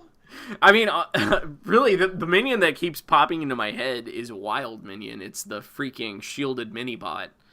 Now that would be the tits. That's what you really want, but can't have that. So can't have nice things in Hearthstone.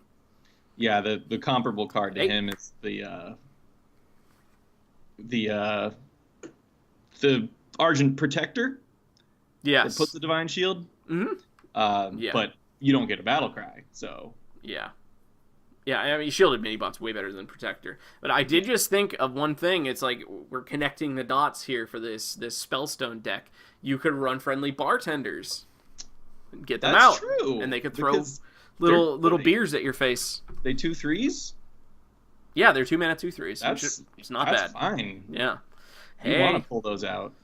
We're already deep into theory crafting. All right. Yeah. Up next for Paladin, this card is so cool. It is their legendary minion, Linessa Sunsorrow, which is a 7-mana 1/1, which is like, what? Seems good. Battle Cry. Cast each spell you cast on your minions this game on this one. So great that she doesn't have to be in your hand, or else it would be unplayable. Yes. But since the wording's a little weird, how this works is, say, Blessing of Kings, one of your little Silverhand recruits earlier in the game. A little bit later on, you hit something with a Spike Ridge Steed, and let's say that's all you manage to do before you play her. She will come out with Blessing of Kings and Spike Ridge Steed being cast on her, and there'll actually be effects that get cast on her. She won't just come out like that, so it will count towards the Galvadon quest is the main reason to bring that up. So she would come out in that scenario as a 7/11 that summons a 2/6 when she dies. Pretty good. Honestly, the only thing you need to cast for this card to be good is 1 Spike Ridge Steed. But in Paladin, you've got way more than that. Exactly. I mean, you're not going to fill up your deck with Blessing of Might and Blessing of Wisdom and all those like really weak spells when you use her. You're just going to use probably honestly just Kings and Spikeridge Steed. Yeah, unless there's some great new buff coming out, but yeah, it would be cool to see a buff come out with her. Something with like Divine Shield, that would be ridiculous. Yeah, I was like briefly considering adaptation, even though it is like kind of a bad spell, because this card would massively benefit from not being able to be targeted. Yes. But the problem with it would be, just based on how we know Hearthstone mechanics work, is that the adaptation would be cast randomly on her. Yeah. By the spell when it came out. So you wouldn't be able to discover and have that higher chance of getting untargetable. But obviously her weakness is going to be transform effects. And if she makes her way into a paladin meta deck, the mage opponent or the shaman opponent or whatever you're playing is going to save their transform effects for this card. Yep. So being untargetable would be a great thing, but it would be really hard to pull off. Also, she is perfect, I would just like to say. Oh, yeah, the artwork. That's... a red-headed Blood Elf Paladin. Yeah, it's pretty OP. Artwork is OP on this one. Yeah, this is good art. You absolutely want to run her with Zola the Gorgon so that you can get a golden version of her in your hand. That's what you want to do. I'm going to craft a golden one of these. No, actually, it really does work really well with Zola, though, because you would get to activate this again. Yeah. Actually, yeah. That's... Yeah. Oof. So... that's a good Zola target. Talk about synergies. All right. Yeah. Oh, yeah. Last up, we have one of the newest cards revealed, which is the Paladin Legendary Weapon. Valanir. 6 mana for a 4/2 weapon. With Death Rattle, give a minion in your hand +4/+2. So basically you give the weapon to one of your minions in your hand. And then when the minion dies, you re-equip this. So it's like you guys like pass the weapon around. So without a silence effect on the minion that's hit with this, or a transform effect or whatever, this is an infinite weapon. Yes, which is crazy. Yeah. It makes a lot of sense to me that they would make a weapon class legendary weapon immune, or like in a sense immune to weapon destruction, because they know that adding all these legendary weapons to the game is going to up the amount of weapon destruction. Right. So yeah, they're making it so you have to decide more like right now you always want to destroy your opponent's weapon. There's no time when you don't. Right. But you've got the druid one where you have the time when you destroy it. Mm-hmm. You've got this one that maybe you wait to destroy it until you have the silence ready to go.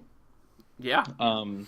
You've got the mage one where maybe you hold off on destroying it because they're drawing too many cards and you want to hope they draw out. So there are a lot of like new decisions you're going to have to make about whether or not to destroy a weapon. And that's never been the case before. Right. It's just like, why wouldn't you want to destroy a weapon? Yeah. Yeah. I do like that aspect of it, adding a little bit more, to the thought process. One thing I do want to point out is that this is particularly very good on charge minions. Obviously, because you're overstatting, massively favoring attack minions that can go directly to face or directly to trade. And directly to trade is also particularly good if the minion dies in that trade, because there's no chance for the minion to be transformed or silenced before it re-equips the weapon to you. Yep. So maybe we still have a chance to see Boar. I'm really holding out hope. 2017 Boars. You're the Boar. I mean, honestly, think about it. 1 mana, 5/3 charge. Yeah. That's charge, and then untargetable would be also really good. Fairy Dragon. Minions to run, yeah. And you Fairy know what? Fairy Dragon would also be a great minion to pull out with that recruit card. Call to Arms. Oh, yeah, actually, yeah. Call to Arms. Fairy Dragon is like one of the best things you could get out of that. Definitely. There's a lot of stuff to play with here in Paladin. I mean, hopefully at least one thing will work. Obviously, it's not all going to work. But just spitballing ideas, it definitely seems like there's something there, especially using this weapon. So yeah. I mean, I'm into it. Yeah, even if you run it just to try to hit it onto like a Leroy and make Leroy have 10 attack, like something crazy. Paladin's feeling like Paladin, right? With these cards that have been revealed, it's for the first time in a while. Yeah, because when it's like, oh, Murlocs, huh? Yeah. So these holy knights are summoning armies of fish people. Like what? Yeah. So I don't like a lot of the decisions they've made about Paladin, mainly making it a Murloc class and making it a secret class. I've never been a fan of either of those. Yeah, they should take out Paladin secrets. Yeah. Well, let's take a look at the class that always should have had secrets, right? Hey, yes. Rogue! So we have all 3 of the Rogue secrets, which is obviously a brand new thing. Rogue's never had secrets before. And they decided randomly to give Rogue 3 secrets, which, I mean, that's not a lot of secrets, so testing them is going to be, kind of easy, but at least they do all trigger off something different. So let's go through them and see what they do. First, you have Sudden Betrayal, which is 2 mana. Rogue secrets are 2 mana. And it triggers when a minion attacks your hero. And when it does, it's kind of like Misdirection, but instead of attacking a random different target, it attacks one of its neighbors. So, say you've got a minion that's actually flanked by 2 minions, one on its left and one on its right. It will randomly choose one of those minions to attack. I think that this is bad. I think it's a pretty bad thing. I mean, your opponent's almost always going to be able to trigger it in a way that's not detrimental to them. It won't trigger if they have only 1 minion on the board, because there will be no neighbors for it to attack.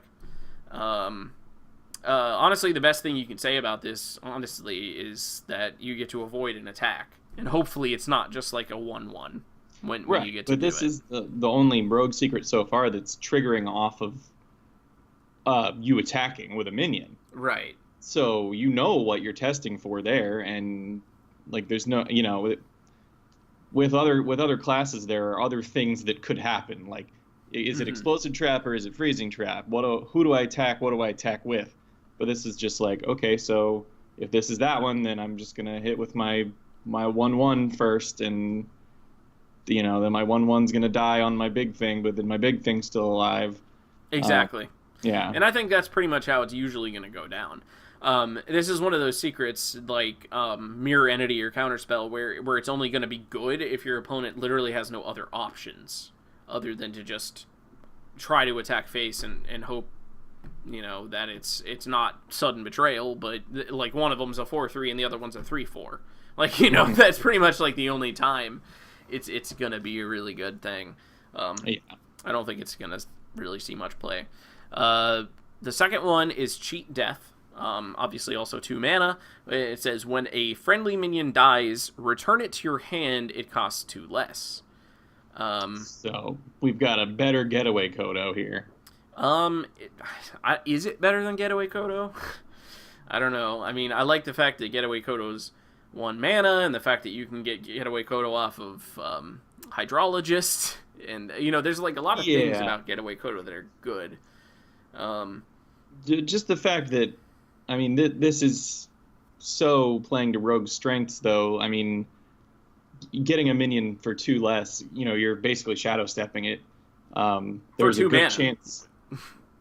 Well, sure, but you get a minion that dies back. Yes. So that's that's good, and it enables combo and typical Rogue shenanigans. I'm not saying it's a bad secret. I'm just saying that it's not great.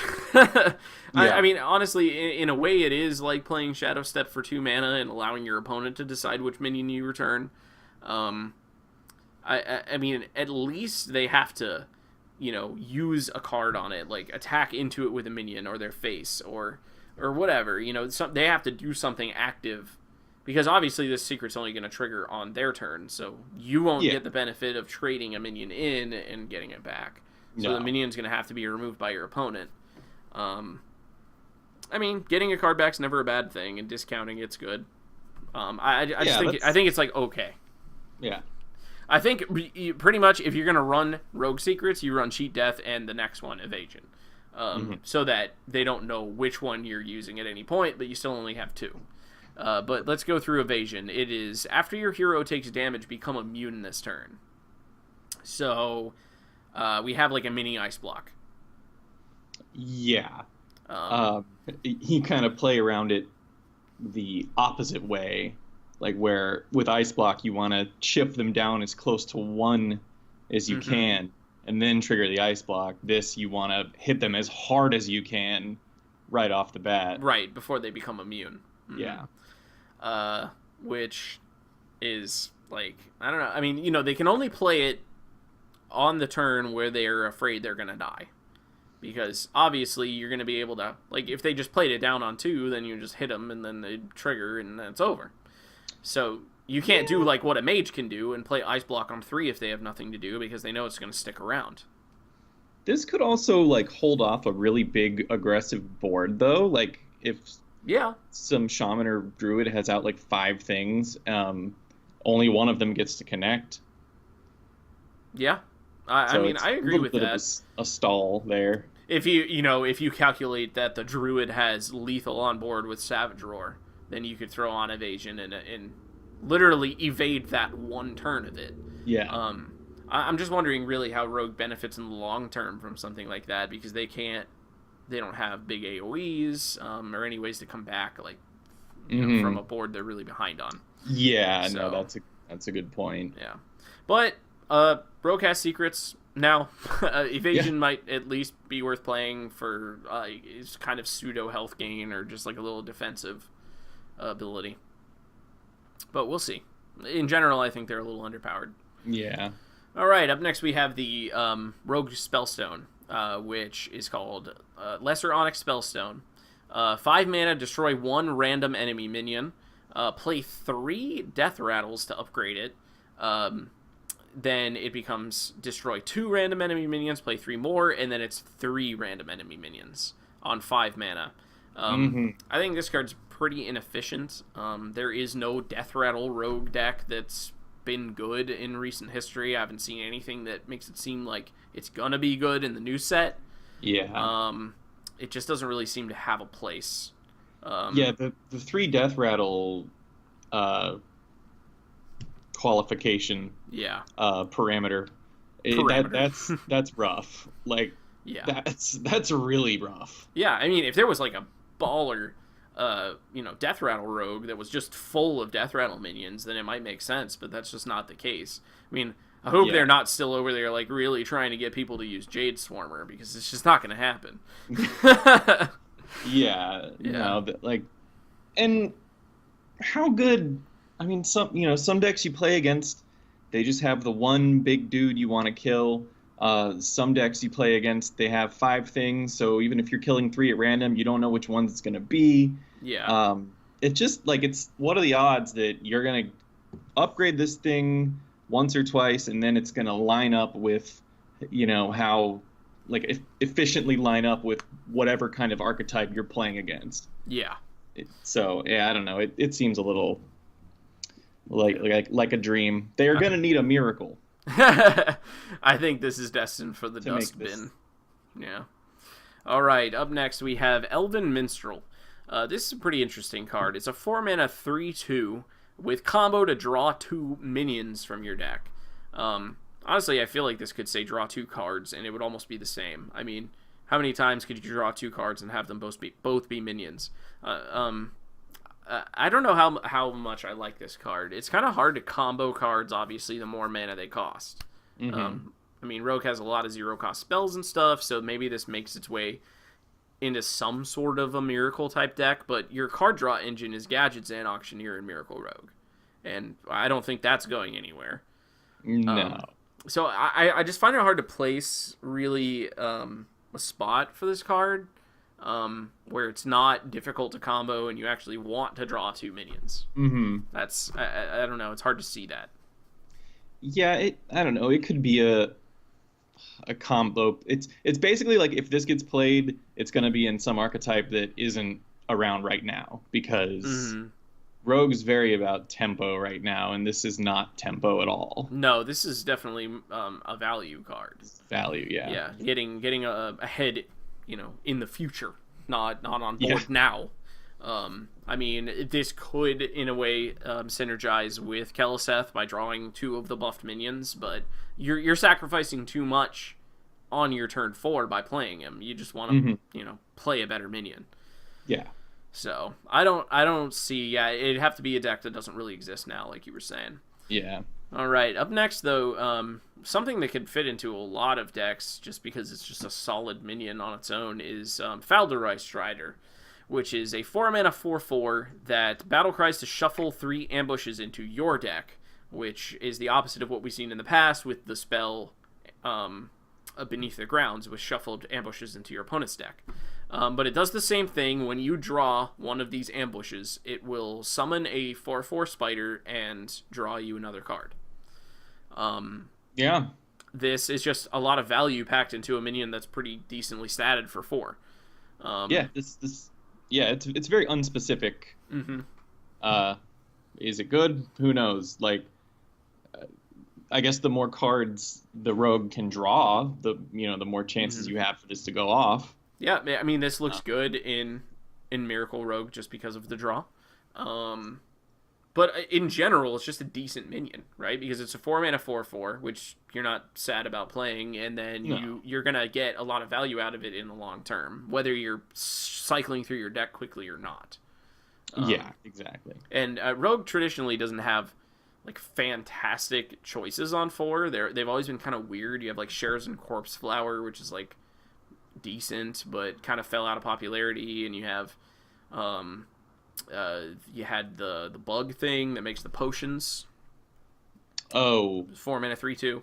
Yeah, so many wonderful poisons, that guy. Yeah, and I even tried. I think a few people out there were kind of testing out Prince Valinar as well, because of the lack of 4 drops. You're just kind of like, why not? It kind of fits in, but I think this fits in pretty nicely. Yeah, it's definitely solid. Yeah.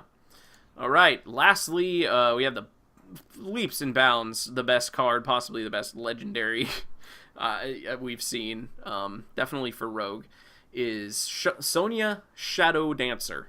She's a 3-mana 2/2 that says, after a friendly minion dies, add a 1/1 copy of it to your hand. It costs 1. This is everything good Rogue wants to do. Yes, this is so insane. Yeah, this is exactly what the secret Cheat Death doesn't do. It allows you to make trades, discount your minions by far more than Cheat Death does, depending on what the card is. Combo enablers, good trades on board, huge Edwins, great 1-cost SI7s. You play a few good battle cry or combo rogue cards.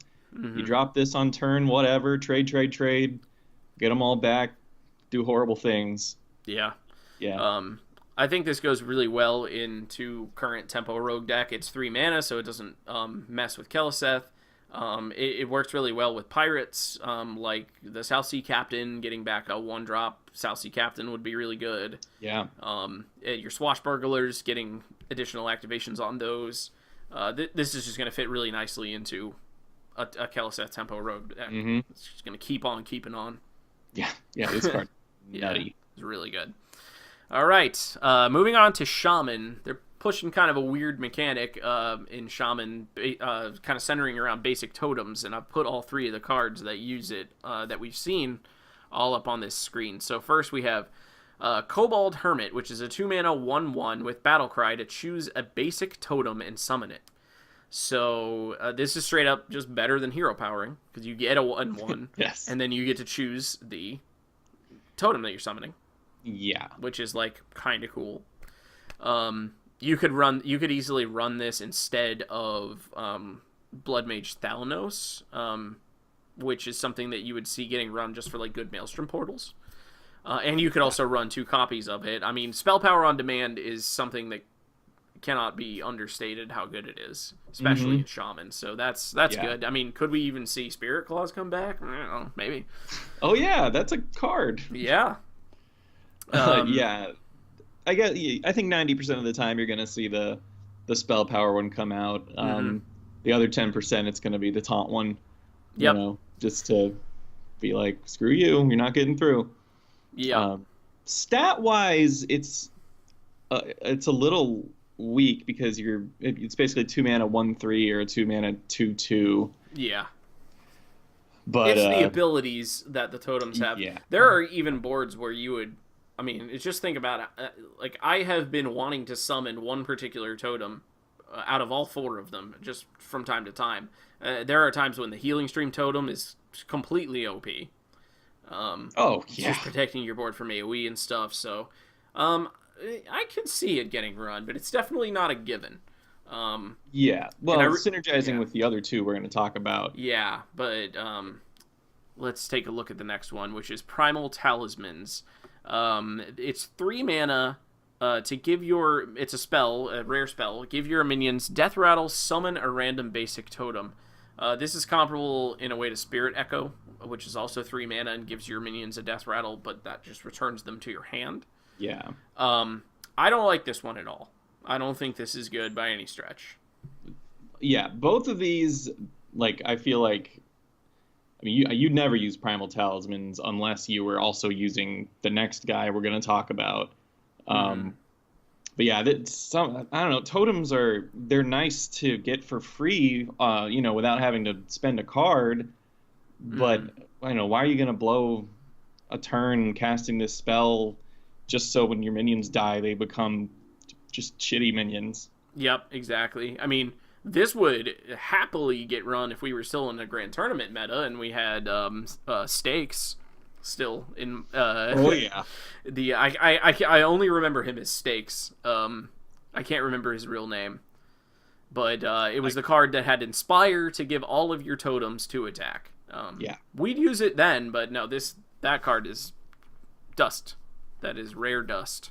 Yep. All right, but finally, this is the mechanic they're trying to push here with all this like basic totem stuff. I mean, there might be some more, but so far we have Windshear Stormcaller, which is a 5 mana 5/5, so decently statted minion that battle cries to summon Alakir the Windlord if you control all 4 basic totems. So that's why we see these cards that are trying to summon totems. It's still not good enough to warrant trying to get, Primal Talismans doesn't even let you choose the totems you're getting. You get like 4 Searing totems. I mean, obviously, playing 5 mana for a 5/5 and getting Alakir on 5, that's GG, pretty much. That's it. But I think it's still, as of yet, with the cards we've seen, way too inconsistent. Yeah, Not gonna happen. it probably will never happen. It'd be fun to try, but it'll probably never happen. All right. Moving right along, we do have at least one really great Shaman card here, which is Unstable Evolution. It's a little bit weird, and we haven't seen a mechanic like this before. It is 1 mana. It says transform a friendly minion into one that costs 1 more, and repeatable this turn. So basically what this means is you use it, and it like either flies back in your hand or stays in your hand, but only for the rest of that turn. So you could hit one minion over and over until you're out of mana. You could hit several different minions. I mean, it's not as efficient as just evolve in that sense, but you could hit several different minions with it. You can do whatever you want with it as long as you have mana in that turn. I think the craziest thing about this, obviously, is it cuts down on the RNG nature of evolve. Yes. If you get a bad evolve, you can correct it with this. Mm-hmm. And actually, that's a really good way to use it. Yeah, I think that's going to be like kind of the main way. Yeah, like after the evolve. So you do the evolve because it's more efficient, and then anything that went wrong, you just tweak. Yep. You just zap, zap, zap. Absolutely. I mean, whatever turn you play this in, you're going to spend all your mana. Like, I'm pretty sure that's... You're going to spend all your mana on this. I think most of the flexibility... the best part of the flexibility of this card is the fact that if you had no board whatsoever and you top decked this, I mean, provided you're on 10 mana crystals, you could summon a totem and create an 8-drop, which is pretty OP. It's pretty silly. So it's nice that you don't have to have an established board for this card to work, which is something that, you do need with Evolve. If you top deck Evolve in the late game and you have no board, you're done. Nothing. But you top deck this and you've still got a chance. So the Louis Do brings up a good point. Every time you use this and you get a charge minion, you get to smack them and then that's true. Evolve them again. That's pretty true. Yeah. I mean, there's a ton of minions. Something that you have to not just like spam, this card and like I'm gonna make an 8-drop and you just spam through. You got to pay attention to what you're getting. So. Yeah. Oh yeah. All right. Actually, this is another incredible card for Shaman here. We have a legendary elemental, Grumble World Shaker. 6 mana, 7/7. With a battle cry to return your other minions to your hand, and they cost 1. That's not 1/1 copies of your minions like the Rogue Legendary. That's just what your minions are. Go back to your hand and cost 1. It's just crazy. Yeah, it's incredible. Obviously, you want to run this with a bunch of good battle cries. Elementals have good battle cries. It's an elemental. Seems like elemental shaman might be getting a significant boost in power here. Yeah. And it's a 6 mana 7/7, which is incredible. They're acting like this ability's a drawback. Right, like the battle cry like makes it okay that it's a 7/7, but really the battle cry is just good. Yeah. Yeah, it heals your minions. Like you could get trades and return them to your hand. Yep. And then they cost 1. Yep, and you get reactivations on battle cries. This card's nuts.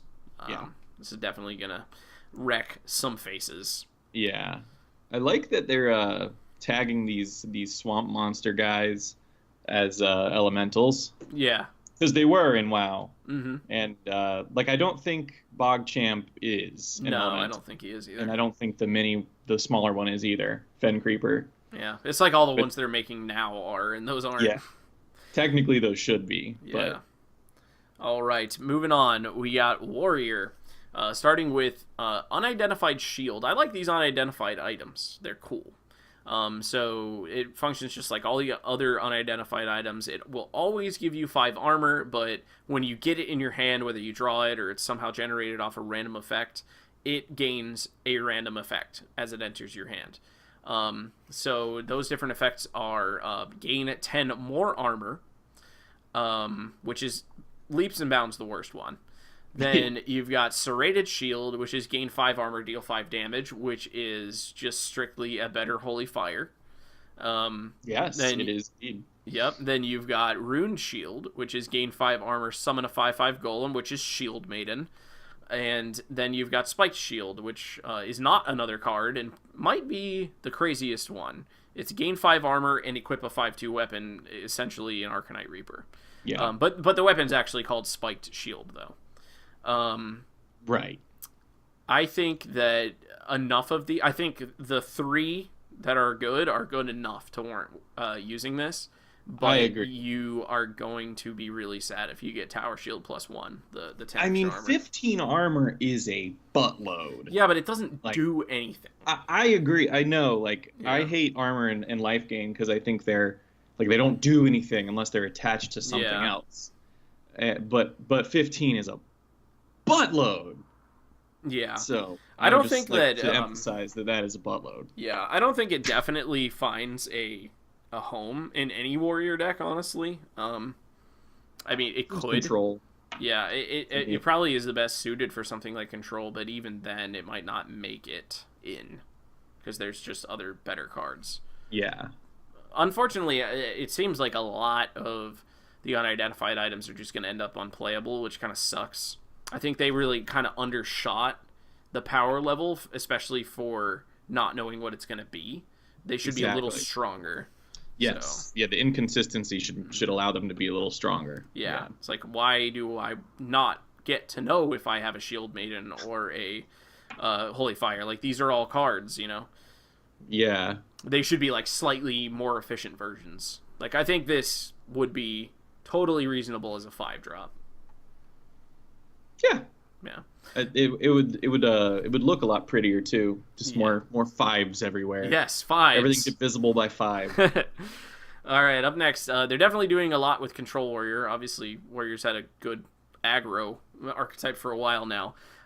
So we have 2 more armor-generating cards here. Dry Whisker Armorer, which is a 2-mana 2/2 that battle cries to gain 2 armor for each enemy minion. This is just plain and simple, just an anti-aggro tech to try to outlive like your token druids and your evolved shamans and stuff that spam the board. And then a card that follows up with that card to get rid of all that stuff is Reckless Flurry, which is spend all your armor and deal that much damage to all minions. So you gain a bunch of armor and you get a crazy board wipe, but you are essentially paying health in addition to mana to cast this card. Yes. So Warriors are definitely going to use Reckless Flurry, though. Oh, I agree. If there is a control archetype going around. I don't know how good Dry Whisker Armorer is, though. Like, as an aggro player, like, I don't want to see that, but you're still not doing anything to my board. Mm-hmm. And it's a 2/2 that I can trade off, like, so easily. Yeah. So, I don't know how much that scare is going to scare aggro. Yeah, I mean, it's just, you do get the 2/2 body, which is nice. And yeah, but the health is kind of negligible, but it does combo well with Reckless Flurry to get you there as far as how much armor you need for the board wipe. But it might not make it in. I agree. Yeah. I mean, if you're having to spend all your armor with Reckless Flurry, then I guess you want to try to build as much as you can. Right. Or it might even be well, I was going to say to reload afterwards, but you just cleared the board, so not then. Yeah. But, yeah, I don't know. Maybe it doesn't really quite fit. Yeah. Yeah. Only time will tell. Yeah. All right, up next we have the Spellstone for Warrior, which is Lesser Mithril Spellstone. 7 mana, summon 1/5/5 Mithril Golem. We just can't get away from the Golem thing. So if you upgrade it by equipping a weapon, which is the only reason that I entertain the idea that this might be a decent card, because that's really easy to do. Yeah. And it's really easy to hold a weapon until you draw this. Like, those are things that you can feasibly do. The first upgrade makes it summon 2 5/5 Mithril Golems, and finally you upgrade another weapon and you get to summon 3 5/5s for 7, which... Yeah. It's not super broken or whatever. It's like a nice bit of value packed into one card. Yeah, that's a lot of power. Exactly. One Dragonfire Potion takes care of that, but... Exactly, but that's one card for one card, right? And it is. Yeah. But you had to invest. You put time and love and work into this Mithril Spellstone. That's true. And then this scumbag priest takes it all away with one fell swoop. Or maybe he just shuffles them all into your deck. Or, hey, maybe, yeah. And then you draw on golems, and you're like, damn it. Oh, man. No, I could definitely see this working. I mean, Control Warrior wants cards that it gets a lot of value out of and needs to, reload the board and stuff, and this fits. Yeah. Yeah, it could work out. It could. It could also not. Hey. Hey, well... it's another one of those where it's just like not overpowered enough. It's just like too balanced, but maybe. Yeah. All right. I like this one a good bit. Geosculptor Yip is the new legendary minion. 8 mana, 4/8. So you got a really survivable minion. No Shadow Word Pain, no Shadow Word Death, and 8 health. That's pretty good. And he says, at the end of your turn, summon a random minion with cost equal to your armor. Up to 10, so, obviously that makes sense. We do have cards that cost more than 10, but you're not going to get those. Yeah. So you don't have to expend armor. It's something that can trigger right away. It happens at the end of your turn. You can play him when you already have a decent bit of armor. He's good even if you have, 3 or 4 armor. Because he's a 4/8, and you're getting a 3 or a 4 drop alongside him. Anything higher than that, you're looking at 5, 6, 7 armor, which isn't that crazy to think of. Like having they do that much all the time. Yeah, you're getting some insane value, even if it somehow gets removed right away. Which is going to be hard, because this is a pretty survivable card. Mm-hmm. This is just straight up better because of the ease of use, doing the same thing that Rotface does, pretty much. Giving you extra stats on board. They're not legendary minions, but I mean, I've seen Rotface just whiff so many times on the number of bad legendaries you can summon. So, oh yeah, I think this is a lot better. Yeah, like you get that up to 10 armor and you're set. Yeah, I mean, it's the only thing you could say about it. I think that's bad is that he's 8 mana and you're leaving yourself open with no taunt and stuff like that. But you are getting a lot of stats on the board. I don't know. I feel like it's decent. Yeah, I think there's definitely potential here. Yeah. All right. Up next, we have Warlock cards. They're kind of pushing this new mechanic for Warlock where you deal yourself damage and get good stuff. So you got Vulgar Homunculus, which is a 2-mana 2/4 with Taunt, and Battle Cries to deal you 2 damage to the face. I mean, we've seen this with Flame Imp and Pit Lord and stuff, but really the only one that gets played is Flame Imp. I think this one's really good, though. 1 more mana for like +1/+1 on your Void Walker and taking 2 damage, so it's totally reasonable. Yeah, Vulgar Homunculus is very strong. Yeah, he's a decent minion for anti-aggro, and I mean, I could still even see him getting used in something like a Zoo Lock. Oh yeah, he can totally go in Zoo. Protect the babies. Yeah. Protect the little ones. And Kobold Librarian is also a really good card. I feel like any class in the game would pretty much use this if it was neutral. Yeah. 1 mana 2/1 draw a card and deal 2 damage to your hero. So this is just back in the Magic days, this was exactly the kind of card that I would run. Mm-hmm. You just can't argue with that. No. It's 1-for-1 as far as the card draw, which is the most efficient you can pretty much be in this game for card draw. Yeah. And you're getting the 2/1 body just for taking 2 damage to your face. I think it's really good. Yeah, absolutely. Getting on board first, getting card. some card advantage. It's nice.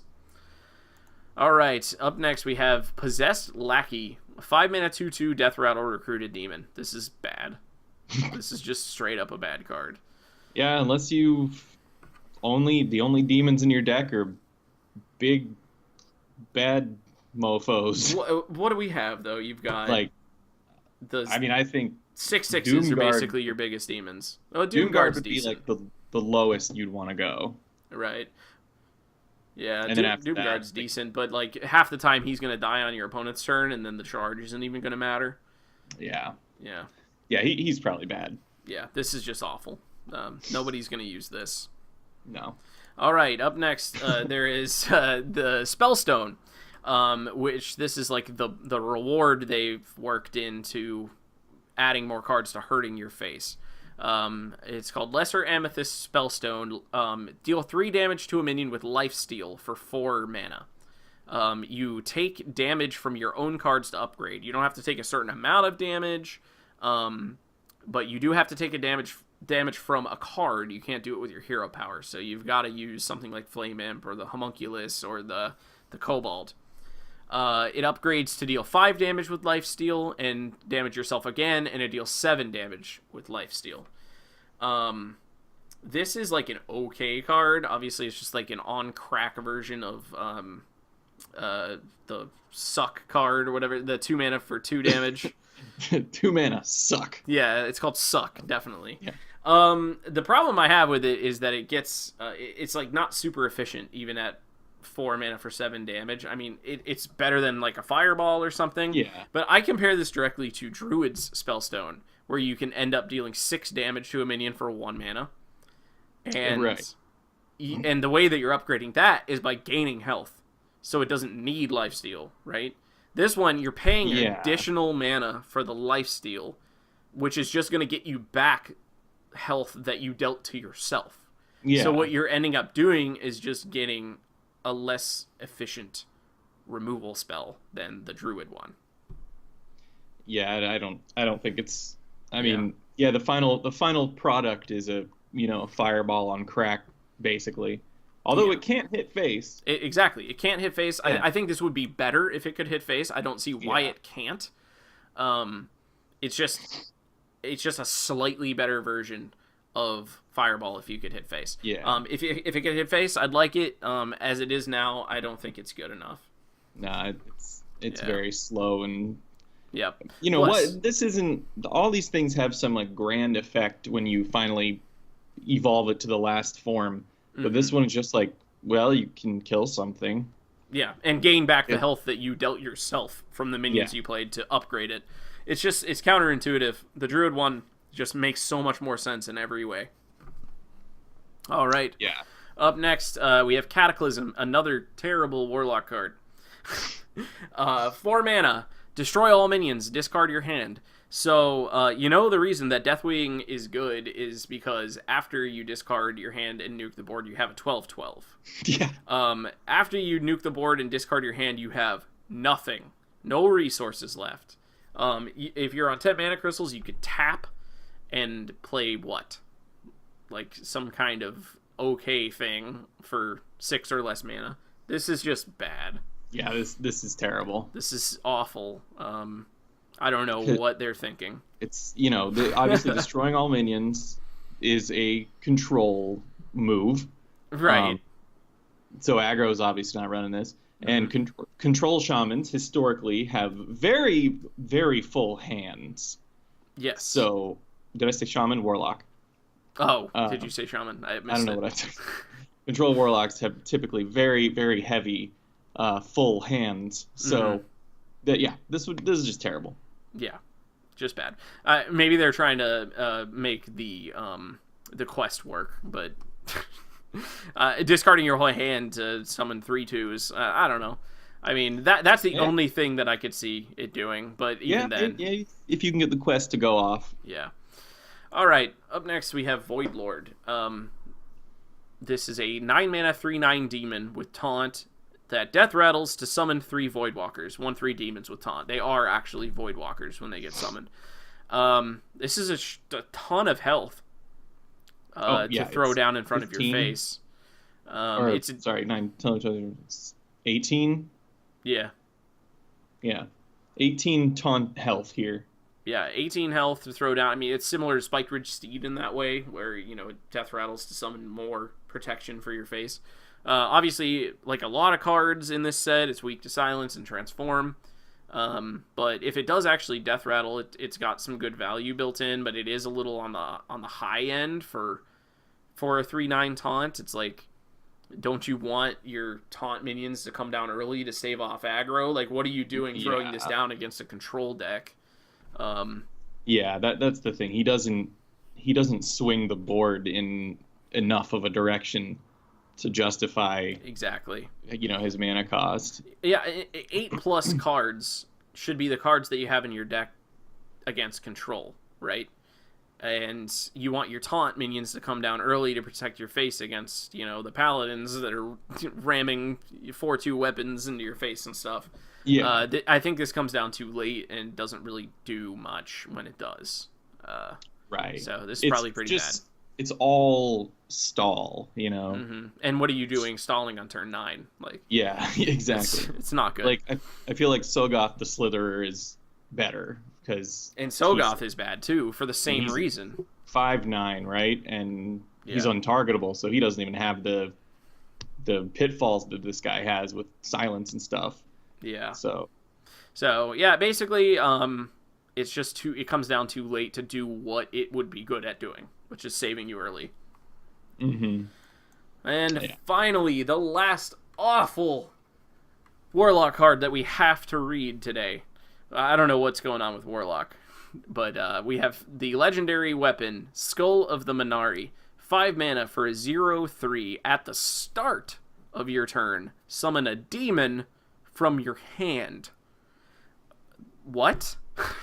Okay, first of all, doesn't do anything right when it first comes down. 5 mana do nothing. We've already established that this is bad. So if it doesn't get Harrisoned, or oozed or whatever, and it actually comes back, you get a demon from your hand. You don't even like get to get some extra value, like summoning, a demon from like the Nether or something, or at least from your deck. It throws it out of your hand, so you've got to have a good demon in your hand. Demons have great battle cries. I think the only good demon to hit with this is the 5/7, the Doomguard. Yeah. If you have it. Right, exactly. And if it doesn't hit Doomguard, not only do you not get to do anything the turn you play it, then you still don't get to attack the next turn because your thing is just got summoned.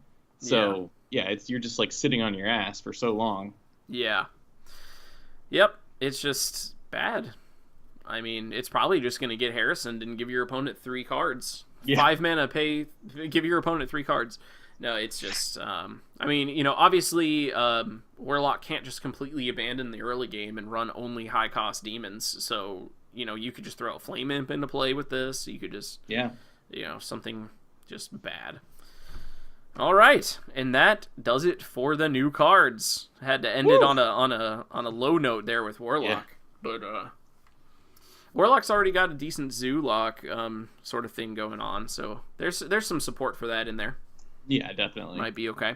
So, it is time for the card creation challenge. So, if you're not familiar with that, what we do is every week at the end of the show, we go through some cards that people have submitted to us based on a prompt that we gave the week before.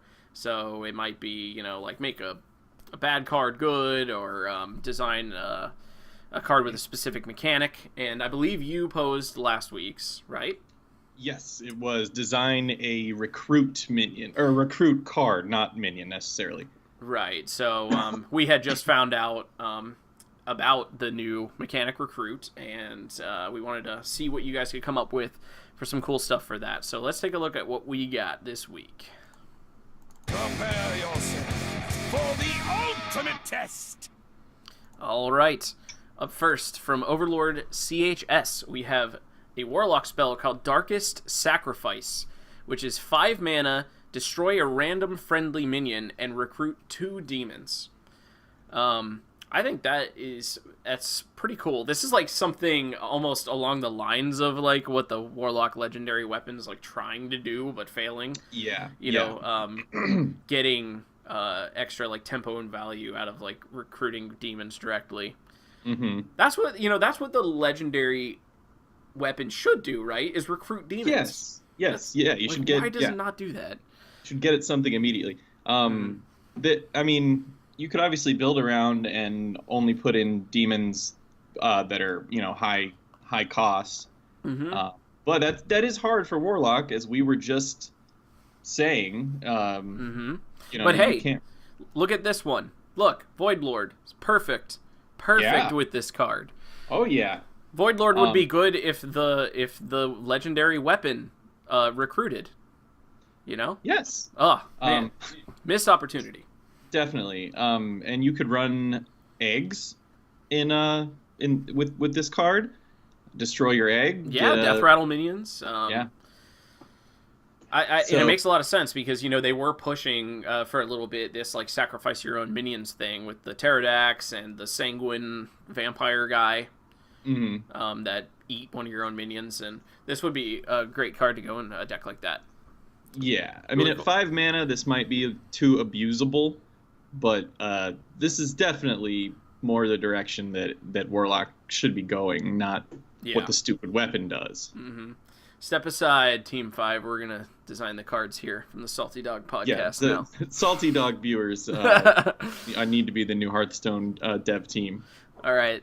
Up next, we have from Rensand, we have Asia, Eternal Light of Azeroth. 7 mana, 4/5. And it has a special condition where this minion's battle cry also triggers when summoned. So you don't have to play it from your hand. And it has battle cry. Add a copy of this minion to the bottom of your deck, and death rattle to recruit herself. Yeah. So it's like an infinite card. It's kind of like Malorn, only it doesn't get shuffled into the deck, and you have to draw it again. It gets shuffled in, and then it gets recruited right away back out. So it never dies. It's like Dreadsteed. Yeah, until it gets silenced or transformed, it's sticking around. And at only one more mana than Karen Karen Bloodhoof, it's probably OP. Yeah, because it's like an infinite Karen. It's just like you get infinite Banes off of it. I like the idea that it technically goes back into your deck, right? And then you get it right back out. Yeah, I mean, it's Eriko says he thinks it's too weak, which is crazy. Well, I mean, I can kind of see that because I feel like Karen is a little weak in and of itself. Like, you don't really see that getting played too much, and it is one more mana than it, but it is just better than Karen at only one more mana. So I don't know. It's interesting. I don't know if it's too weak or not, but there is a lot of value in it if it doesn't get transformed right away. Yeah. It's hard to say how it would go, and we'll never know. All right, up next from I'm a Dragon, we have a new version of Millhouse Guild Leader. He's a 6-mana 4/4 with spell damage +1. And at the end of your turn, recruit a minion with spell damage that's equal to or less than 6. I kind of misread the wording a little bit. I thought that meant the spell damage itself had to be equal to or less than 6, but that's crazy because that's the most spell damage anything has is 5, which is Malygos. So it actually has to be the mana cost that's 6 or less. And yeah, that makes a lot more sense. Right, so you could put stuff like Evolved Kobold and the 6-mana 4/4 Nerubian guy and stuff in there in the deck. But those are inherently really bad cards, and like Ogre Magi and stuff. Yeah. So you'd have to be like putting these bad cards in your deck to get a recruit off of him. But you would get it at the end of every one of your turns for however long he stuck around. So I think this is a really interesting design. Yeah, it seems pretty balanced because you have, like you said, you have to put in some kind of bad cards. Your deck, and you might be drawing them, and that might be a little sad. And he's fairly easy to kill, so you're probably only going to get it once. Mm-hmm. And he can't get Malygos, which is the obviously abusable aspect that it would be. So yeah, Malygos would be dope. I really like the design of it, and it's like a good, like brain teaser to like think of the deck construction, but it might be like a little underpowered. Just based on the fact that spell power minions are just kind of bad. Yeah. But no, I like the design of this one a lot. Yeah. All right, up next from Steph Van Essen, we have an interesting take on spell power once again. It's a 5 mana for 4/2 that gives you spell damage -2. So understated minion with a negative effect, but his death rattle recruits a minion with spell damage. So basically, this is to abuse Malygos specifically. Yes. This is where you get your Malygos. Yeah, this is the exact opposite. Like it's not designed to not get Malygos. It's designed where the only benefit of this card would be to get Malygos. So, I mean, you could run it in a deck where you could kill it yourself, just so that you get it immediately, or else it's just a 4/2 for 5 mana is really understated and everything. If you're gonna kill it yourself, you better use a spell that does 4 damage.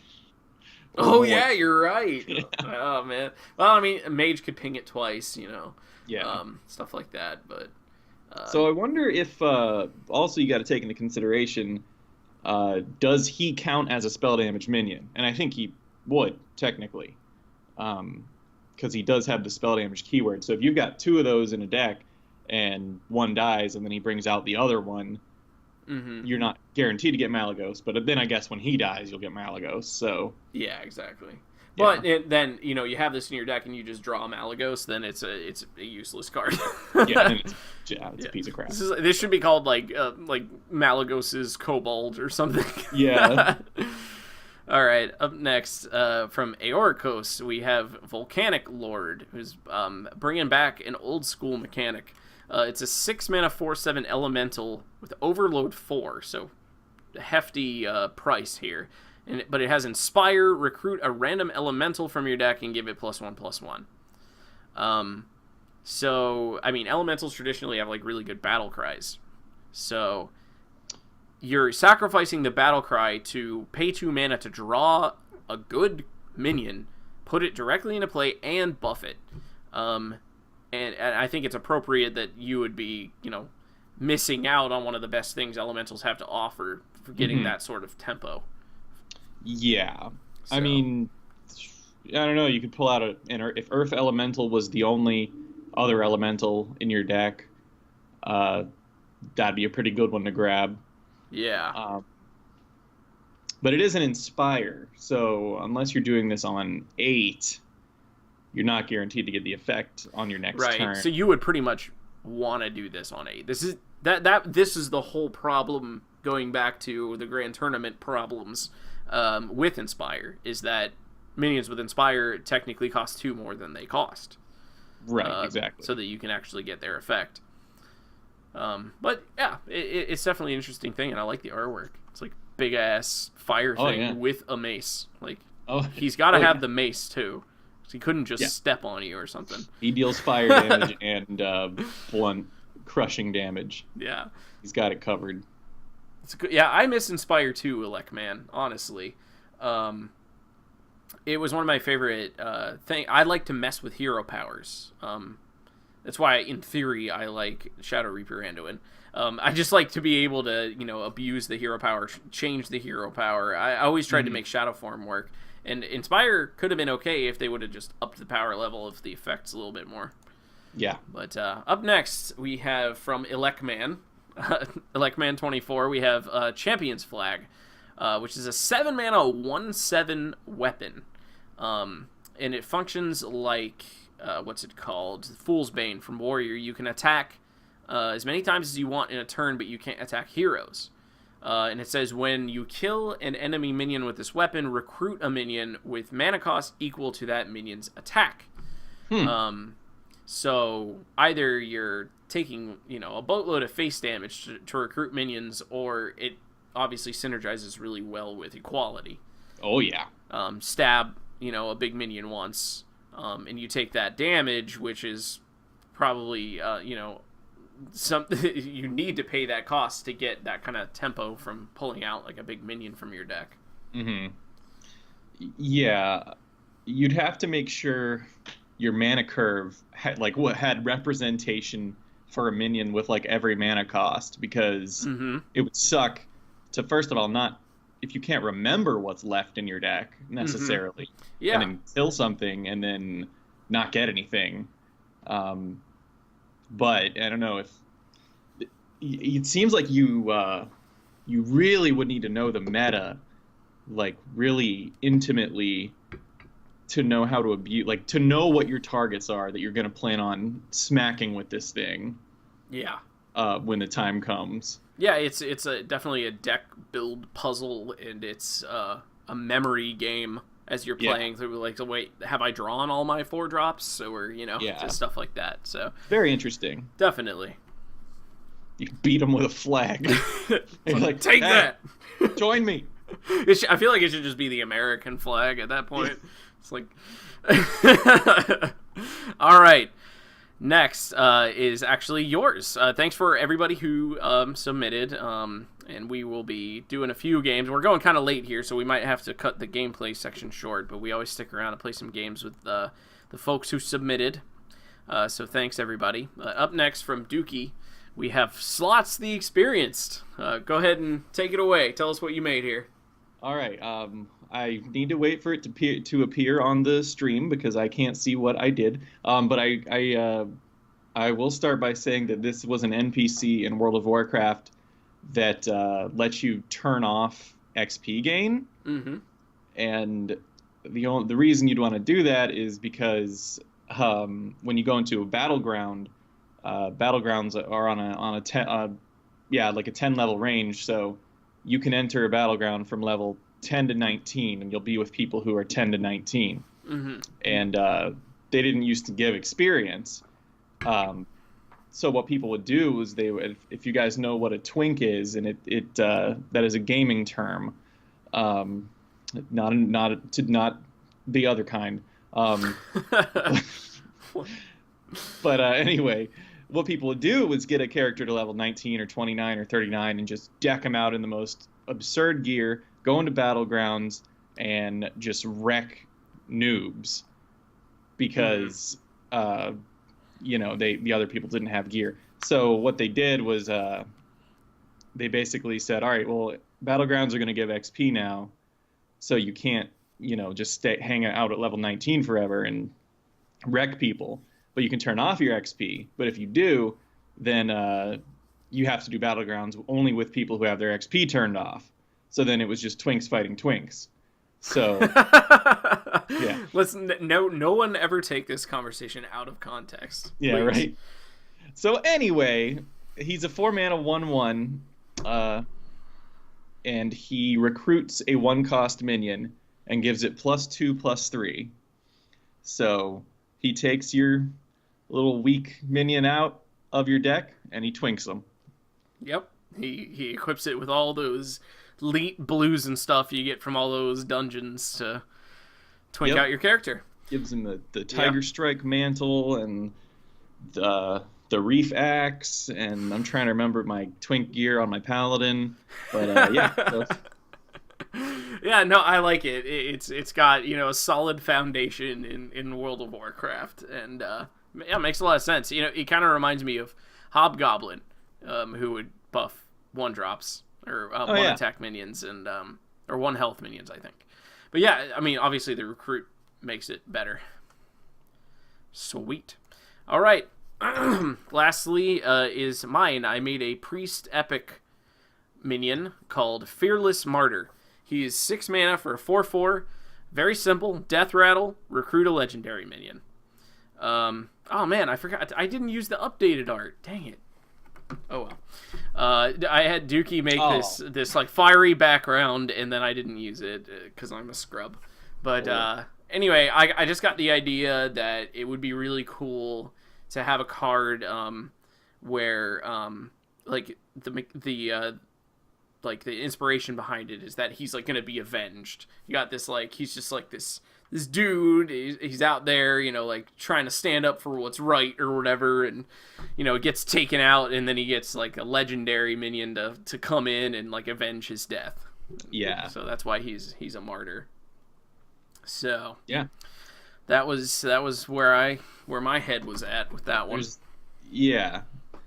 I remember we talked about this a lot when you were making it. I mean, it seems like there is a good amount of room for abuse here. If all your legendaries are just, really high-cost monsters. Mm-hmm. But a lot of decks have to run legendaries just as part of the archetype that aren't. Mm-hmm. And then he can also be silenced or transformed, and your immediate value on the board is very low. So yes.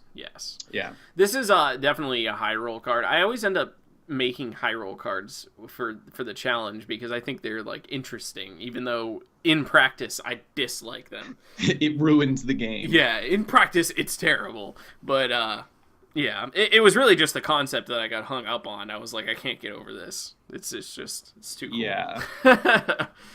So, all right. That does it for our card submission challenge for today. We kind of forgot about this. I just remembered, but 2 new cards just got revealed. Oh, yeah, we have... let me see if I can get them up on here. I can go over them real quick, just while I'm going to try to pull those up so we can display them too. So the first one is called Twilight's Call. It's a 3-mana priest spell. It summons 1/1 copies of 2 friendly Death Rattle minions that died this game. Huh. So Obsidian Statue again is one. Yeah. Wow, they're really pushing more big priest tech. Yeah. That's sad. Right. So that seems abusable. It definitely does seem abusable. And then we've got a mage legendary. This isn't very good, I don't think. So it's a 9-mana 3/3.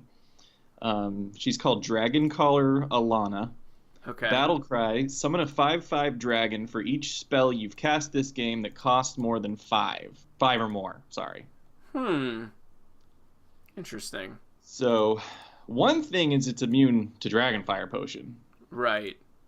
Which had to have been intentional.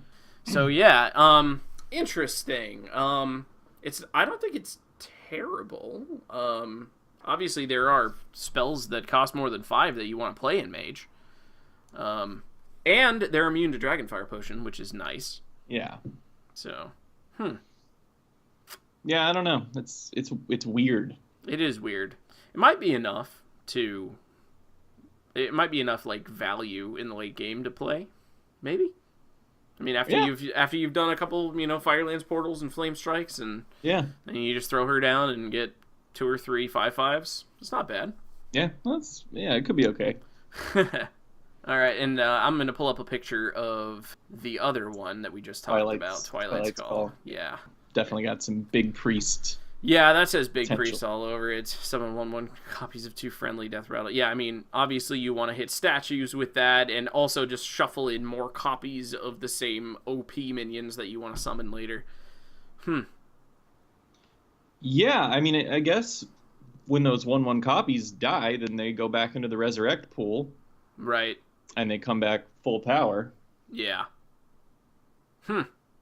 So, yeah, something might happen with that one. It might. All right, well, it's cool that we got to sneak 2 more cards in there, and then that pretty much does it for the show. We got one more thing that we wanted to talk about really quickly, though. We got a couple questions thrown our way today from Steph Van Essen, who I think's hanging out with us still here, and it's something we've talked about a couple times, but it would be good to talk about again. Here's what Steph Van Essen had to ask us. He said, "Hey guys, just some random questions. 1, will you 2 ever do streams besides the podcast together, like gameplay or just hanging out? And 2, not really a question, but if you would upload highlights from your games to the YouTube channel, I would watch the heck out of it." The answer is yes to both of these questions. Yeah. Yes, we definitely are planning on doing more streaming together and individually. Dookie actually just recently has been getting his solo stream off the ground and been doing some more streaming lately. Have you still been streaming regularly? It hasn't been regularly, but I still do. I'm kind of waiting to become affiliate before I go really hard on it. Gotcha. But yeah, that's all part of our 2018 plan of attack. Doing streams besides, just doing some random games sometimes on this channel. And doing highlight videos from games. So, that'll all be happening. Yep, and the highlights are honestly something we should have already been doing, and we've been talking about that lately, is grabbing, because we are always capturing everything that we're playing anyway. So yeah, definitely highlight videos to come, and more streams to come in 2018. We are coming in strong, so look out for that. Hell yeah. But that does it for our show today. Thanks everybody for hanging out with us. Dookie, you want to tell them where they can find us? First, or while I'll do that while you think about what the next card creation challenge should be. Once again, our show will be on Friday next week, just so we have time to play some of the new set before we do a show. If you want to submit your card creations to us, the best way is through our Twitter, which is @SaltyDogPodcast. You can also tweet at me or Clash. Mine is @DookieShed, and his is at KLASHE_HS. And wherever you're listening to us or watching us, we do appreciate it if you give us good ratings or thumbs up or stars or whatever system it is, wherever it is. So, yep. So, yeah, thanks for watching. Yes, we would appreciate all of that, and I do have an idea. I, for one, at least, am a little bit disappointed in most of the legendary weapons that we've seen, which is kind of disappointing, because that's, like, the big new thing, other than Recruit, is, like, legendary weapons, but they're all kind of like, Yeah. and I'm not really digging that. So take whatever whatever legendary weapon you're not so happy with that's been revealed so far, and I'm sure some more are to come over the next couple days you'll know before the next show. So just redesign any class's legendary weapon that you wish was better. Does it have to be the same like name, the same weapon, or can they totally change? No, just do whatever you want with it. Just Sweet. Legendary weapon. I mean, you could try to keep it in line with what it currently does if you want to. Redesign the warlock weapon to something that would make sense but still do something similar, or just if you've got an idea that you think is way more interesting, I want to see that too. Alrighty. The warlock weapon should be the skull of Gul'dan. Oh my gosh, that's a pretty cool idea. Actually, that would be best for Demon Hunter, right? Like if Demon Hunter was a class. Yeah. Because Illidan's the one who has the skull of Gul'dan. You could be Gul'dan and equip your skull, and he just like rips his head out, and you have the headless Gul'dan. Take 29 damage and equip Skull of Gul'dan. All right, guys. Well, till next time, stay salty. Stay salty.